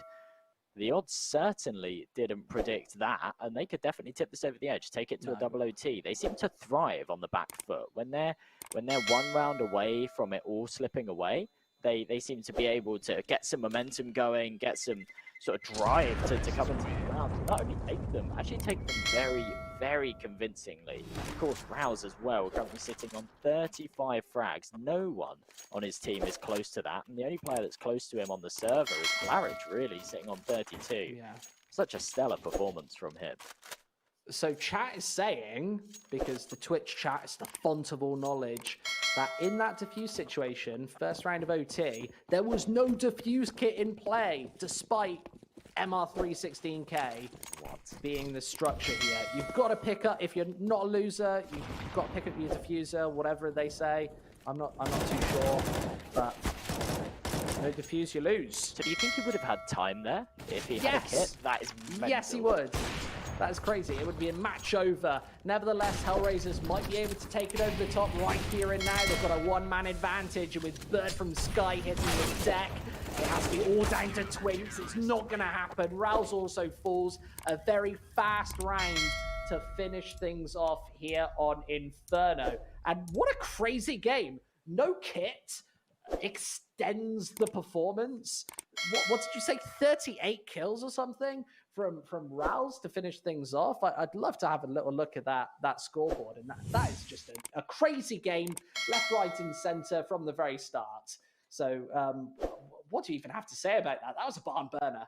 It really was. The Lyngby Vikings surprised me. I'm actually, like, obviously you got to be unbiased as a caster, but I'm quite upset that they didn't take that one. It would have been like a nice little underdog story. They come into that one. The HellRaisers are the hot favourites going into it. They're on a map that they're really comfortable on, and the Lyngby Vikings, they just showed up and they played some really, really good Counter-Strike. We did see some mistakes here and there where they'd over-rotate or they'd sort of get over-aggressive when they didn't need to, but all in all, we actually saw some very, very strong Counter-Strike from them. And I think that, obviously, they're not out yet. They've lost their first best of one in their group. And I'm excited to see what they can do in their next matchup to see if they can actually make it to the playoffs this week, because that was a pretty strong performance, in my opinion. Yeah, we always talk about these best of ones being a little bit of a difference maker and a bit of a coin flip at times. We see that the other bracket matchup, Apex Budapest 5, also going to OT.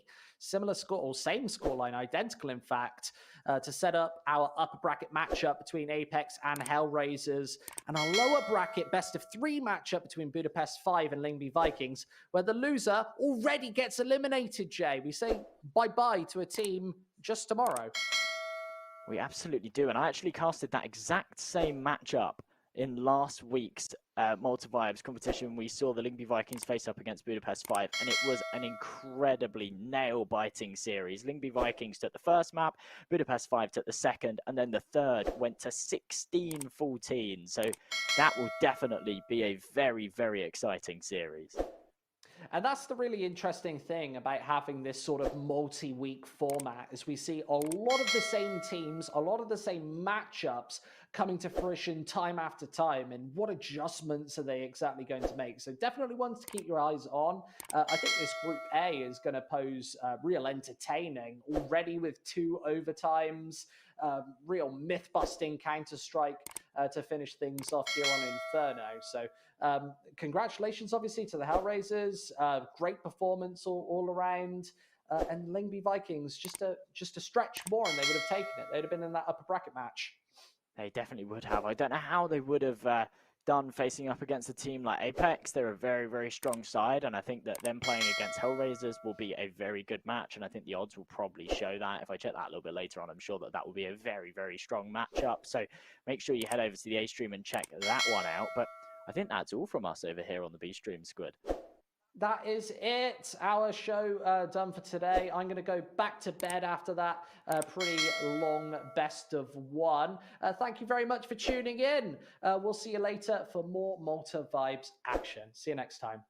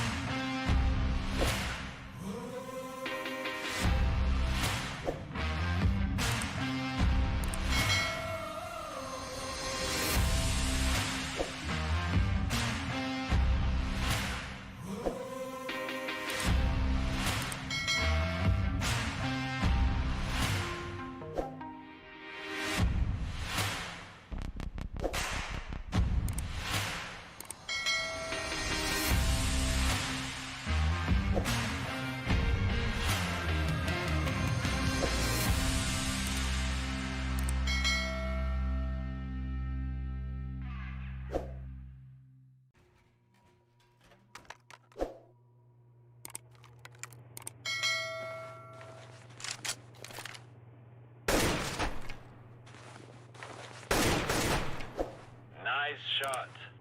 Lock and load.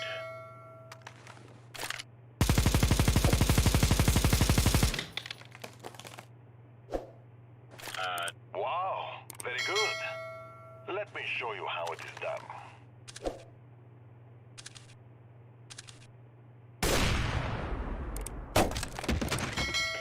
Yeah, no.